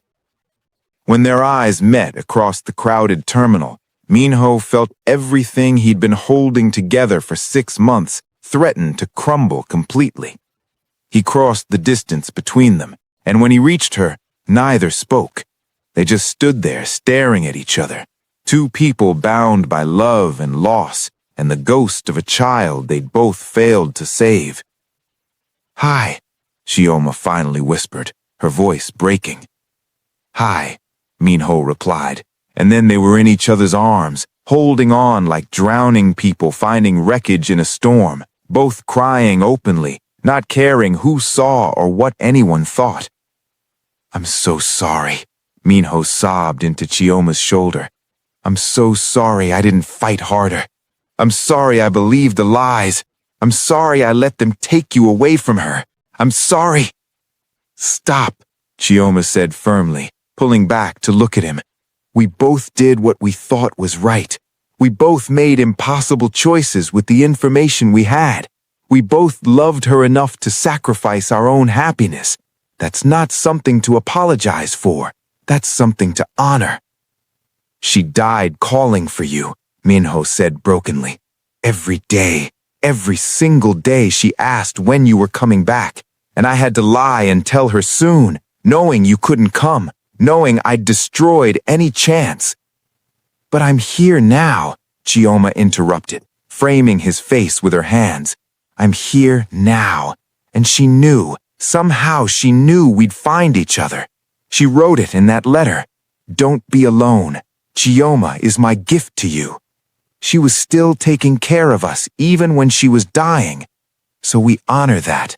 We honor her by not being alone, by building something that would make her proud. Minho nodded, unable to speak, just holding on to Chioma like she was the only solid thing in a world that had proven to be made of lies and shifting sand. Chikudi approached carefully, giving them space but making his presence known. Mr. Kang, he said in careful Korean, extending his hand. Welcome to Nigeria. Thank you for saving my life. I wish it hadn't cost what it did. Minho shook his hand, seeing in Chikudi's healthy face the one good thing that had come from all the tragedy. You're welcome. And please call me Minho. We're family now, I think, whether either of us planned it or not. Family, Chikudi agreed, his smile tinged with sadness. Built on sacrifice and survival. That's the strongest kind. They drove through Lagos's chaotic evening traffic to Chioma's modest apartment in Yaba, Minho taking in the vibrant, overwhelming energy of the city, so different from Seoul's controlled efficiency, so alive with a kind of raw humanity he'd forgotten existed. Chioma's apartment was small, clean, filled with books and colorful fabrics and photographs that told the story of a life lived with purpose despite hardship. On one wall hung the Ankara fabric she'd made for Ji-woo, the yellow and orange pattern that had become their special thing. Minho stood in front of it, touching the fabric gently. I couldn't take it down, Chioma said quietly. Every time I tried, I felt like I was erasing her. So it stays, a reminder that she was here, that she mattered, that she changed everything. She did, Minho agreed. Changed me, changed you, changed what I thought was important. I built an empire on power and fear and control, and my 8-year-old daughter taught me that none of that mattered, that the only thing that mattered was love, and I didn't understand until it was too late. You understood enough to destroy everyone who hurt her, Chioma said. That's not nothing, that's everything. They sat together on Chioma's modest couch, drinking tea that Chukwudi prepared, talking late into the Lagos night about Ji-woo, her favorite foods, the songs she loved, the games they'd played, the way she'd seen through every adult lie and called them out with brutal childhood honesty. She knew you loved me, Chioma said at one point, before either of us admitted it. She told me once, the week before you married Yuna. She said, Chioma, my appa looks at you the same way he used to look at my Oma. That means something important. Minho's breath caught. She told me the same thing, said, you love Chioma, I know you do. And I denied it because I was terrified of what it meant. Terrified of betraying Hae-jin's memory. Terrified of admitting I'd fallen for someone so completely different from what I'd thought I wanted. And now, Chioma asked softly, are you still terrified? Yes, Minho admitted, but not of loving you.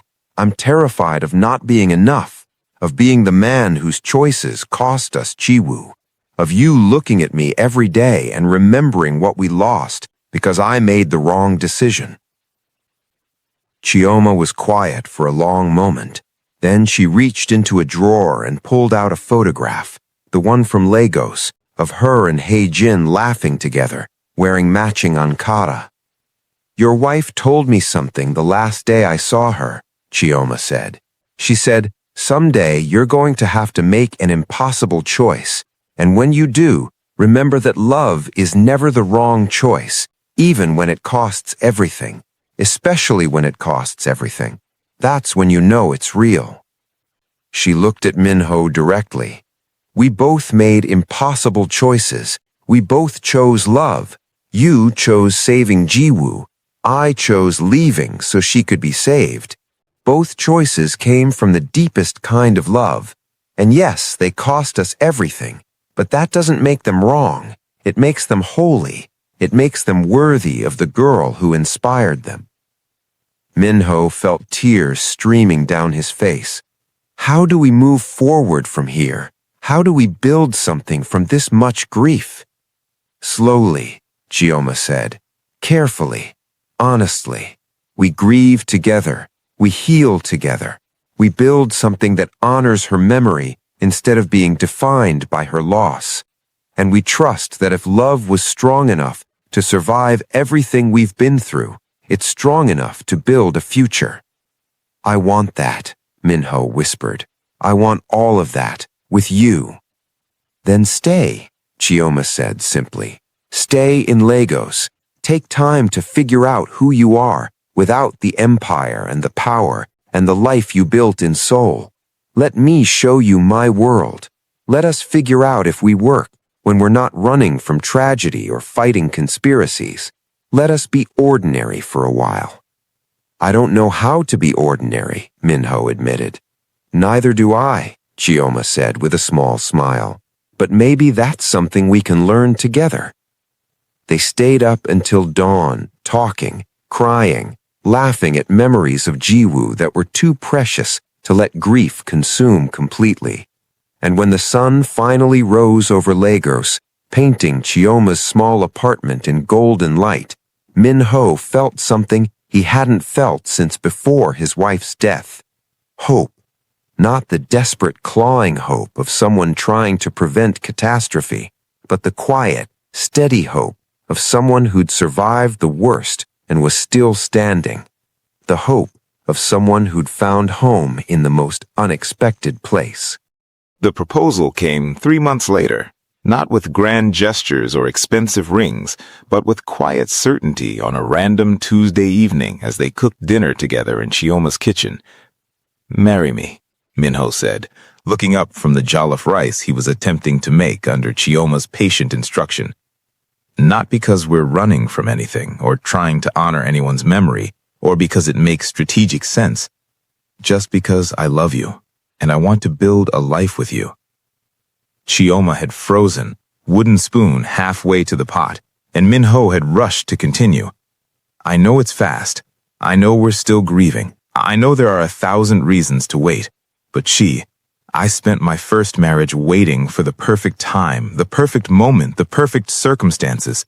And then Haijin died, and I learned that perfect doesn't exist, that all we have is now. So I'm asking now, marry me, here in Lagos, with your family, in the way that honors who you are. Let me build a life that isn't about power or revenge or anything except loving you."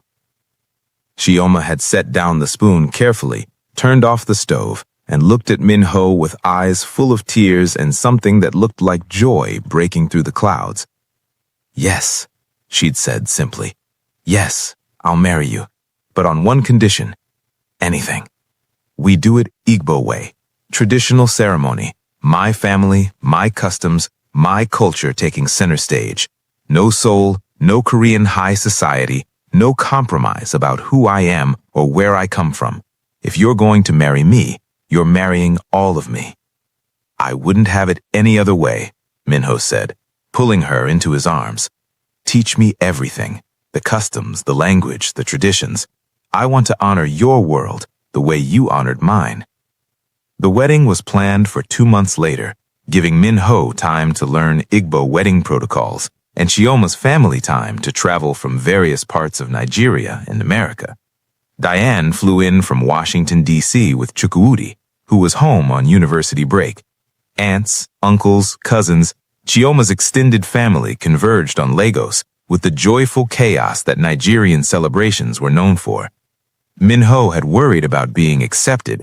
A Korean man, a former Mafia boss, someone whose choices had cost them so much. But Chioma's family embraced him with the warmth that came from understanding that love was complicated and grief was universal. And sometimes, the most broken people deserved happiness most of all. The traditional Igbo wedding took place in a rented event hall in Lagos, decorated in vibrant orange, yellow, and gold, Jiwoo's colors, intentionally chosen to honor the girl who'd brought them together. Over 200 people attended, most of whom Minho didn't know, but who'd come to celebrate Chioma, to witness her joy, to participate in a love story that had survived the kind of tragedy that usually destroyed people. Minho wore traditional Korean hanbok, modified with Nigerian Ankara fabric woven through, a visual representation of two worlds blending. Chioma wore a stunning gold and coral traditional Igbo bridal outfit, her head wrapped in elaborate gele, her smile radiant, despite the tears that kept falling. The ceremony followed traditional Igbo customs, the formal introduction of families, the bride price negotiation conducted with humor and affection, the wine-carrying ceremony, where Chioma had to find Minho among a crowd of men, the prayers and blessings spoken in Igbo and Korean simultaneously. But the most powerful moment came when it was time for speeches. Chukwudi stood first, healthy and strong and alive, proof that goodness could come from tragedy. My sister sacrificed everything for a promise made to a dying woman she barely knew. She gave up her career, her home, her freedom, all to honor love. And the man she's marrying today destroyed his entire empire, exposed generational corruption, and walked away from power, all to honor justice. These two people know what it means to love at any cost, and I think that's the kind of love that's worthy of celebration. Diane spoke next, her journalist's voice steady but emotional. Chioma called me from Seoul once, after one of those wealthy women had said something particularly cruel. She was crying, asking if she was crazy for staying, for enduring the racism and the cruelty for a child who wasn't even hers.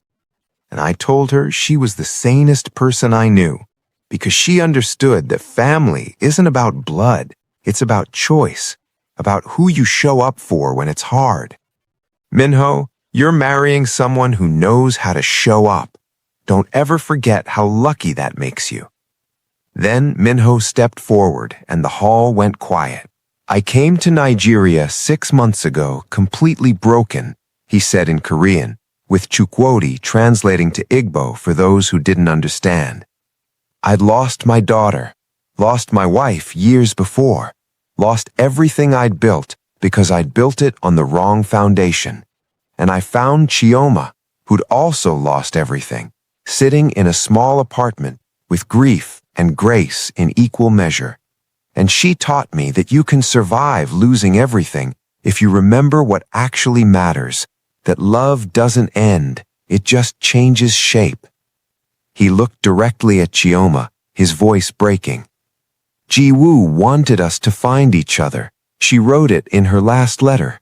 She said, "Don't be alone. Chioma is my gift to you." And I think she was right. I think she knew that two people who loved her that much would be able to love each other, would be able to build something worthy of her memory. So this wedding isn't just about us, it's about honoring her, about proving that love wins, even when it costs everything, especially when it costs everything. There wasn't a dry eye in the hall. The celebration lasted into the Lagos night, music, dancing, food, joy that felt earned rather than assumed. Minho danced with Chioma to both Korean and Nigerian music, laughing at his clumsy attempts to master rhythms so different from what he'd grown up with, but trying anyway because that's what love was, showing up, trying, caring enough to be bad at something for the right person. At midnight, as the celebration was winding down, Chioma and Minho stepped outside into the warm Lagos night, needing a moment alone. "We did it," Chioma said, softly, leaning against her husband, the words still feeling new and strange and right. "We actually did it, built something good from something terrible." Ji-woo would have loved this, Minho said, looking up at the stars that looked different here than they did in Seoul. The colors, the music, the way your family dances like joy is mandatory, she would have been right in the middle of it all. "She was," Chioma said firmly. "She was here, in every choice we made, in every moment. This wedding was built on her foundation. And Minho," she turned to face him, "I think she'd be proud of us for not giving up, for choosing love again even when it was terrifying, for honoring her by living fully. I hope so. God, I hope so. They stood there together under the Nigerian stars, two people bound by loss and love in equal measure, and made a silent promise to the ghost of a little girl who taught them both what really mattered. They would live, they would love, they would build something worthy of her memory, starting tomorrow. 2 weeks after the wedding, Chukwudi stood in Lagos airport with his suitcase and scholarship documents, preparing to fly to Washington, D.C. to begin his university program at Georgetown. A full ride covering tuition, housing, and living expenses, funded partially by the scholarship committee and partially by Minho's quiet, anonymous donation. "You sure you're ready for this?" Chioma asked, trying not to cry and failing. Her baby brother, the one she'd sacrificed everything to save, was leaving Nigeria for the first time, heading to a life she'd always dreamed he could have. "I'm ready," Chukwudi said firmly, "because you and Minho taught me what it means to fight for what matters. You fought for me when I was dying. You fought for Jiwoo when everyone else abandoned her. You fought for justice when it seemed impossible. Now it's my turn to fight, to build something that honors all that sacrifice." He looked at Minho. "Thank you for the treatment, for the opportunity, for loving my sister the way she deserves. You could have walked away after Jiwoo died, could have stayed bitter and broken in Seoul. Instead, you came here, started over, and proved that good men still exist. That's not nothing." Minho gripped Chukwudi's shoulder. "You're going to do great things, I know it. And when you do, remember that none of it would have been possible without Jiwoo's piggy bank, without an 8-year-old girl who heard someone crying and decided that was unacceptable. She started all of this. So when you're accepting awards or making discoveries or changing lives, remember her. Remember what childhood compassion can accomplish." "I will," Chukwudi promised, "every single day." He hugged Chioma one last time, whispered something in Igbo that made her laugh through tears, then walked through security toward a future that seemed impossible just a year ago. "We did good," Chioma said, watching her brother disappear into the crowd. "He's alive, healthy, getting opportunities that kids from our background rarely get. That's something. That matters." "It matters," Minho agreed. "It doesn't fix what we lost, but it matters." They drove back to their apartment, the small Lagos flat that was now their shared home, while they figured out the next step. Minho had dissolved his Korean empire, liquidated assets, moved everything to clean investments and legitimate businesses. He was no longer a mafia boss, just a man trying to build a normal life with the woman he loved. "I've been thinking," Minho said that evening as they sat on their small balcony watching Lagos traffic flow below, "about what comes next. We can't stay in this apartment forever. We need to think about the future." "What kind of future?" Chioma asked carefully. "I don't know," Minho admitted. "That's the first time in my life I've said that honestly. I always had a plan, always knew the next move, but now I have no idea. And somehow that feels freeing instead of terrifying." Chioma smiled. "What if we don't decide right away? What if we just exist for a while? Travel, figure out who we are now, see the world without running from anything. Just two people finding themselves before they commit to a specific path." "I like that," Minho said. "Where would we go first?" "Everywhere," Chioma replied. "Show me Korea through your eyes now that I'm free to see it without fear. Let's go to Switzerland and visit Jiwoo's grave, say goodbye properly. Let's see America where Chukwudi is building his life. Let's be nomads for a while. Let's be free." "And then?" "And then," Chioma said thoughtfully, "maybe we'll find a place that feels like home.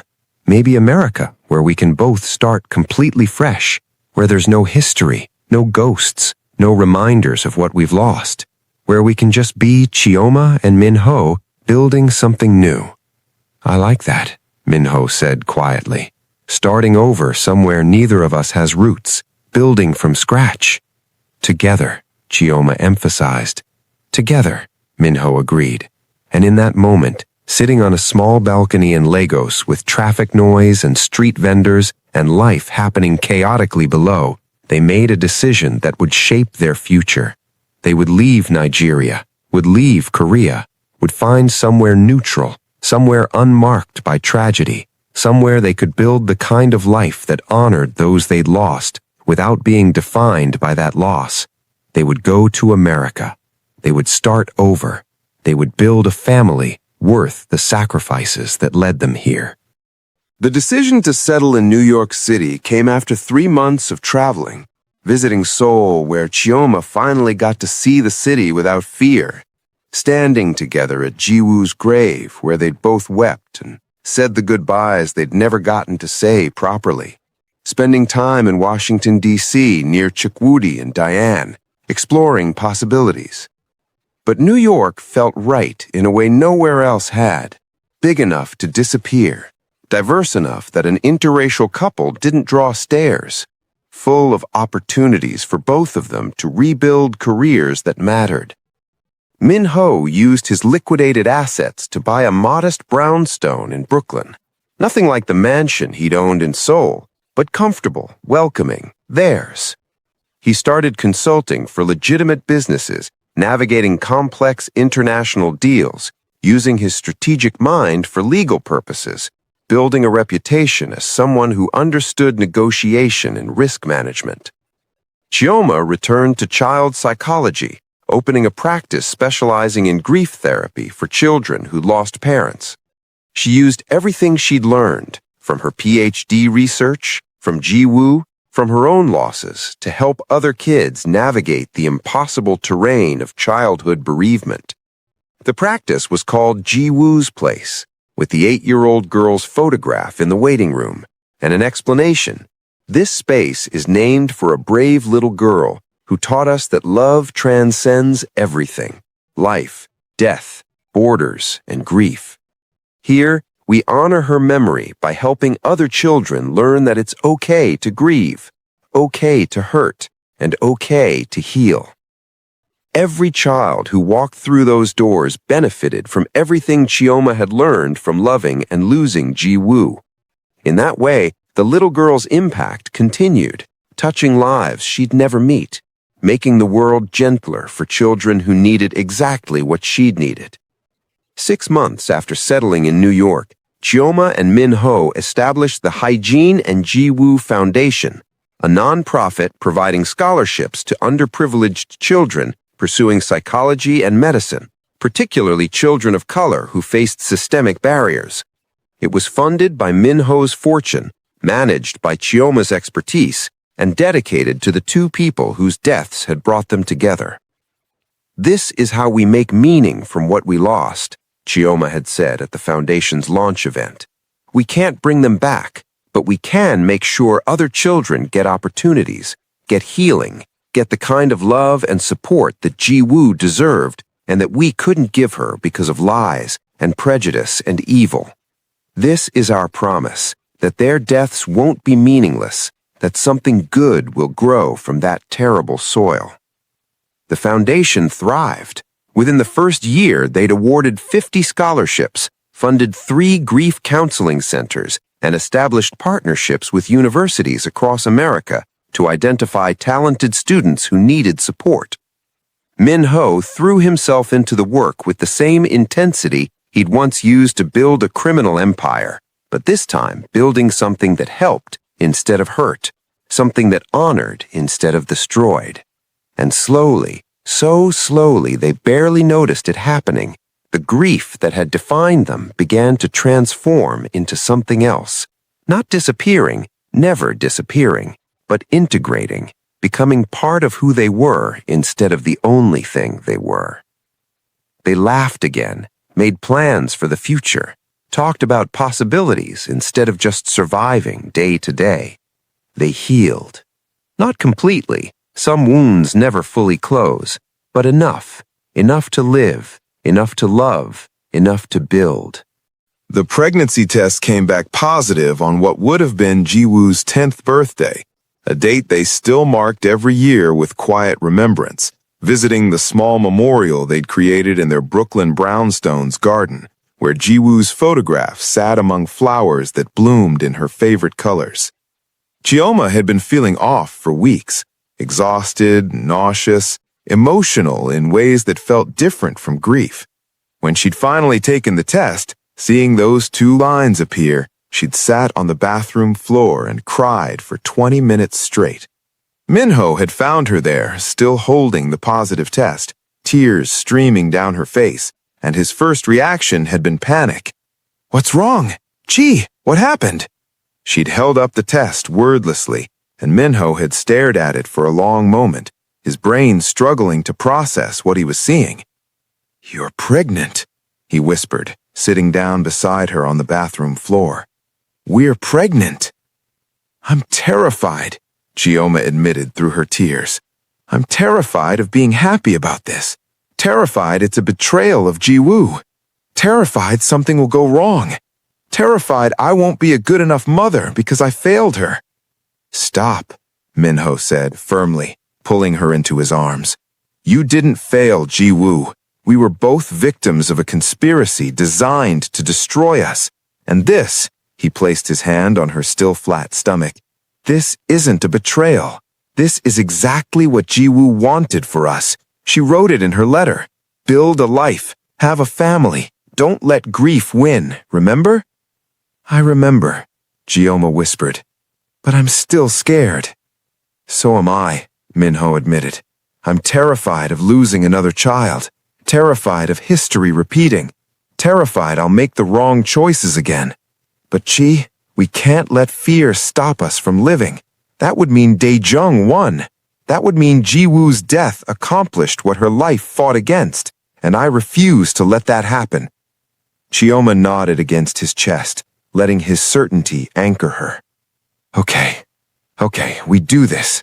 We have this baby. We love this baby. And we trust that Jiwoo is somewhere smiling because we didn't give up on happiness." The first ultrasound 3 weeks later brought news that made them both laugh and cry simultaneously. Twins, a boy and a girl. The doctor had looked concerned at their emotional reaction until Minho explained. "Our daughter, the one we lost, she would have loved this. She always wanted siblings, always asked when she'd have a brother or sister. And now," his voice broke, "now she's giving us both." They told Chukwudi first via video call to Washington, D.C., where he was thriving in his graduate program. "Uncle Chukwudi," Chioma said, using the title he'd have when the babies arrived. "You're going to have 2 nieces or nephews, twins, a boy and a girl." Chukwudi's face lit up with pure joy. "Chi, that's incredible. Wait, do you realize what date it is?" Chioma frowned, then checked her phone and gasped. "It's the anniversary. The day Jiwoo died, 2 years ago today." "She's still taking care of you," Chukwudi said softly. "Still making sure you're not alone. That's so her." They told Diane next, then Chioma's extended family in Nigeria, then the small circle of close friends they'd built in New York. Each conversation brought the same mixture of joy and bittersweet remembrance, celebrating new life while honoring the life that had brought them together.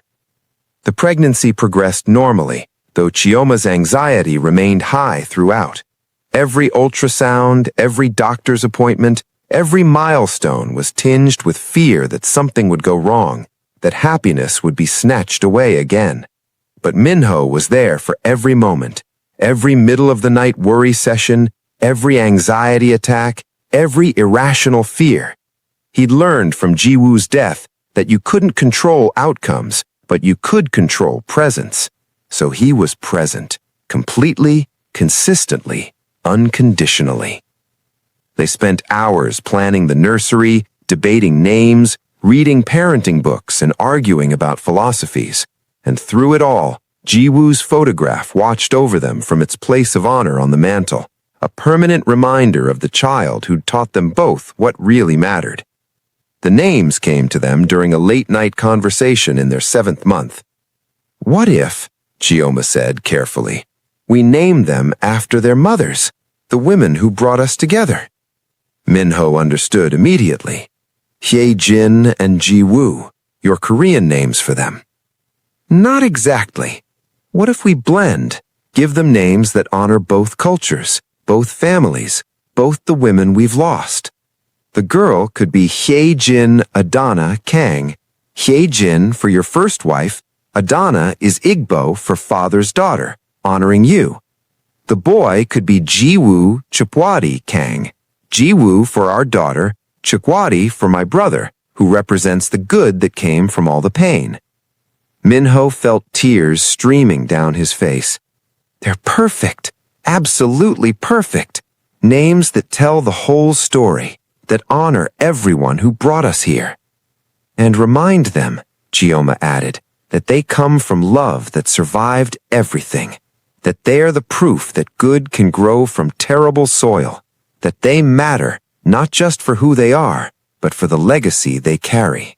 The twins were born on a snowy February morning in New York, 3 weeks early but healthy and perfect and alive.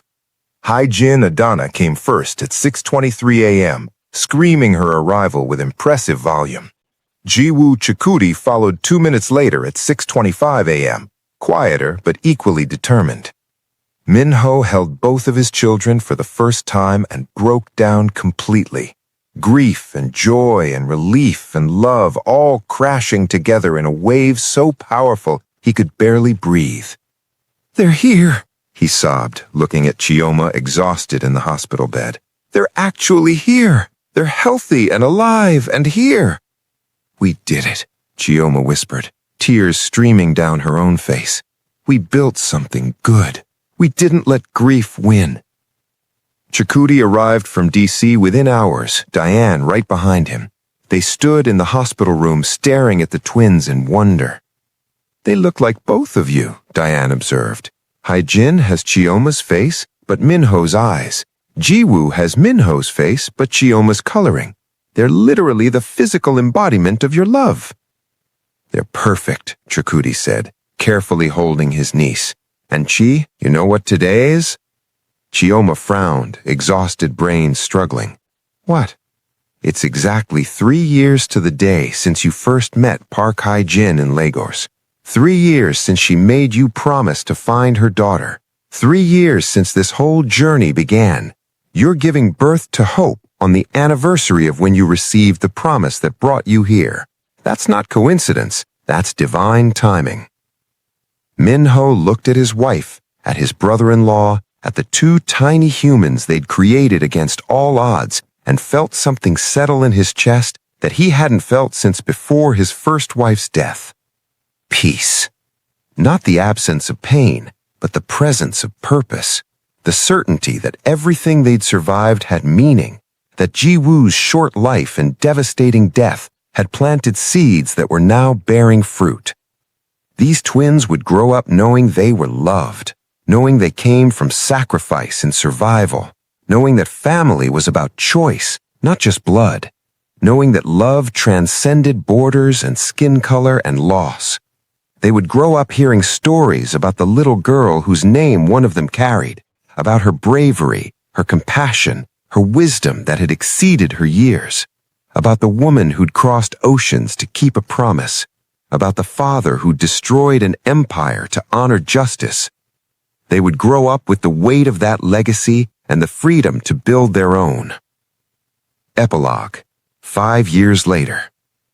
The Brooklyn brownstone's backyard was full of chaos on a Saturday afternoon in spring, the kind of beautiful chaos that came from a family actually living instead of just surviving.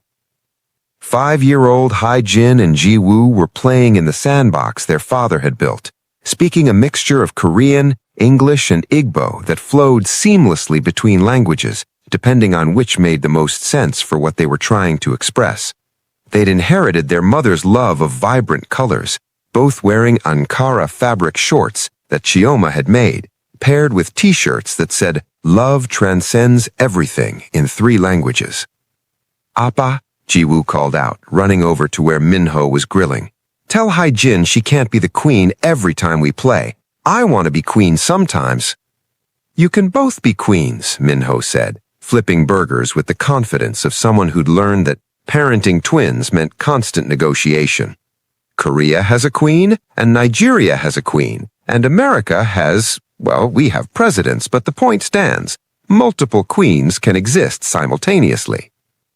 Uncle Chikudi says I should be president, Hygiene announced, referring to her uncle who was now Dr. Chikudi Okafor, having just completed his PhD in biomedical engineering and secured a position at Johns Hopkins.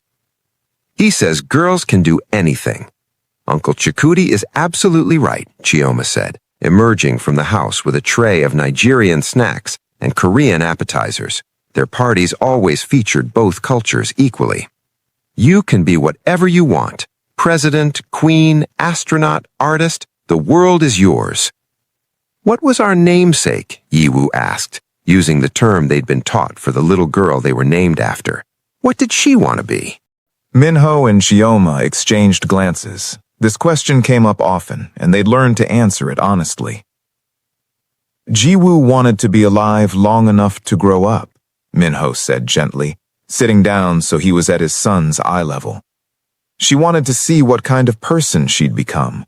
She wanted to learn and play and love. And even though she didn't get as much time as she deserved, she did all those things as fully as she could. And she wanted us to be happy, Chioma added. She wrote a letter before she died saying she wanted her appa and me to build a family, to not be alone, to love each other and have children who would carry her name forward. So in a way, you two are her legacy. You're the family she wanted for us. That's a big responsibility, Haijin said seriously. She was the more thoughtful twin, always analyzing, always trying to understand the deeper meaning. It's not a burden, Minho assured her. It's a gift. You get to live the life she didn't get to live. You get to have the adventures she didn't get to have. And all we ask is that you live fully, love bravely, and remember that kindness matters. Those are the lessons she taught us. The twins seemed satisfied with this and returned to their game, now collaboratively building a sandcastle that apparently required both a queen and a president to rule over. They're going to be okay, Chioma said quietly, watching her children play. They're going to grow up knowing how to love across differences, knowing that family is about choice, knowing that their parents survived something terrible and chose to build something beautiful. That's a good foundation. The best foundation, Minho agreed, pulling her close. Built on sacrifice and survival, and love that refused to quit, just like us. The backyard gate opened and Diane arrived with her new partner, along with Chukudi and his fiancée, a brilliant chemical engineer he'd met at Georgetown. The family gathered around the table Minho and Chioma had built together, literally built with their own hands during a woodworking class they'd taken together, one of many new skills they'd learned in their life after Seoul. As they ate and laughed and told stories, as the twins climbed on their uncle's lap and demanded he tell them about his research, as Diane showed everyone photos from her latest investigative journalism award, as love and life and normalcy filled every corner of the space, Minho caught Chioma's eye across the table. She smiled at him, the kind of smile that held everything. Grief for what they'd lost, gratitude for what they'd found, hope for what they were building.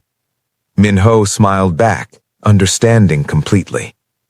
They'd survived the unsurvivable. They'd built a family from ashes and grief and a promise made to a dying woman in Lagos. They'd crossed oceans and cultures and impossible odds. They'd faced down evil and won, not by becoming like their enemies, but by refusing to let hate win.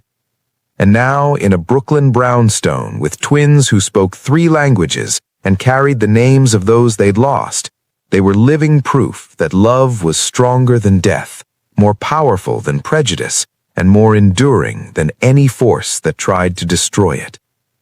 That night, after the guests had left and the twins were asleep, Minho and Chioma stood in the nursery watching their children sleep.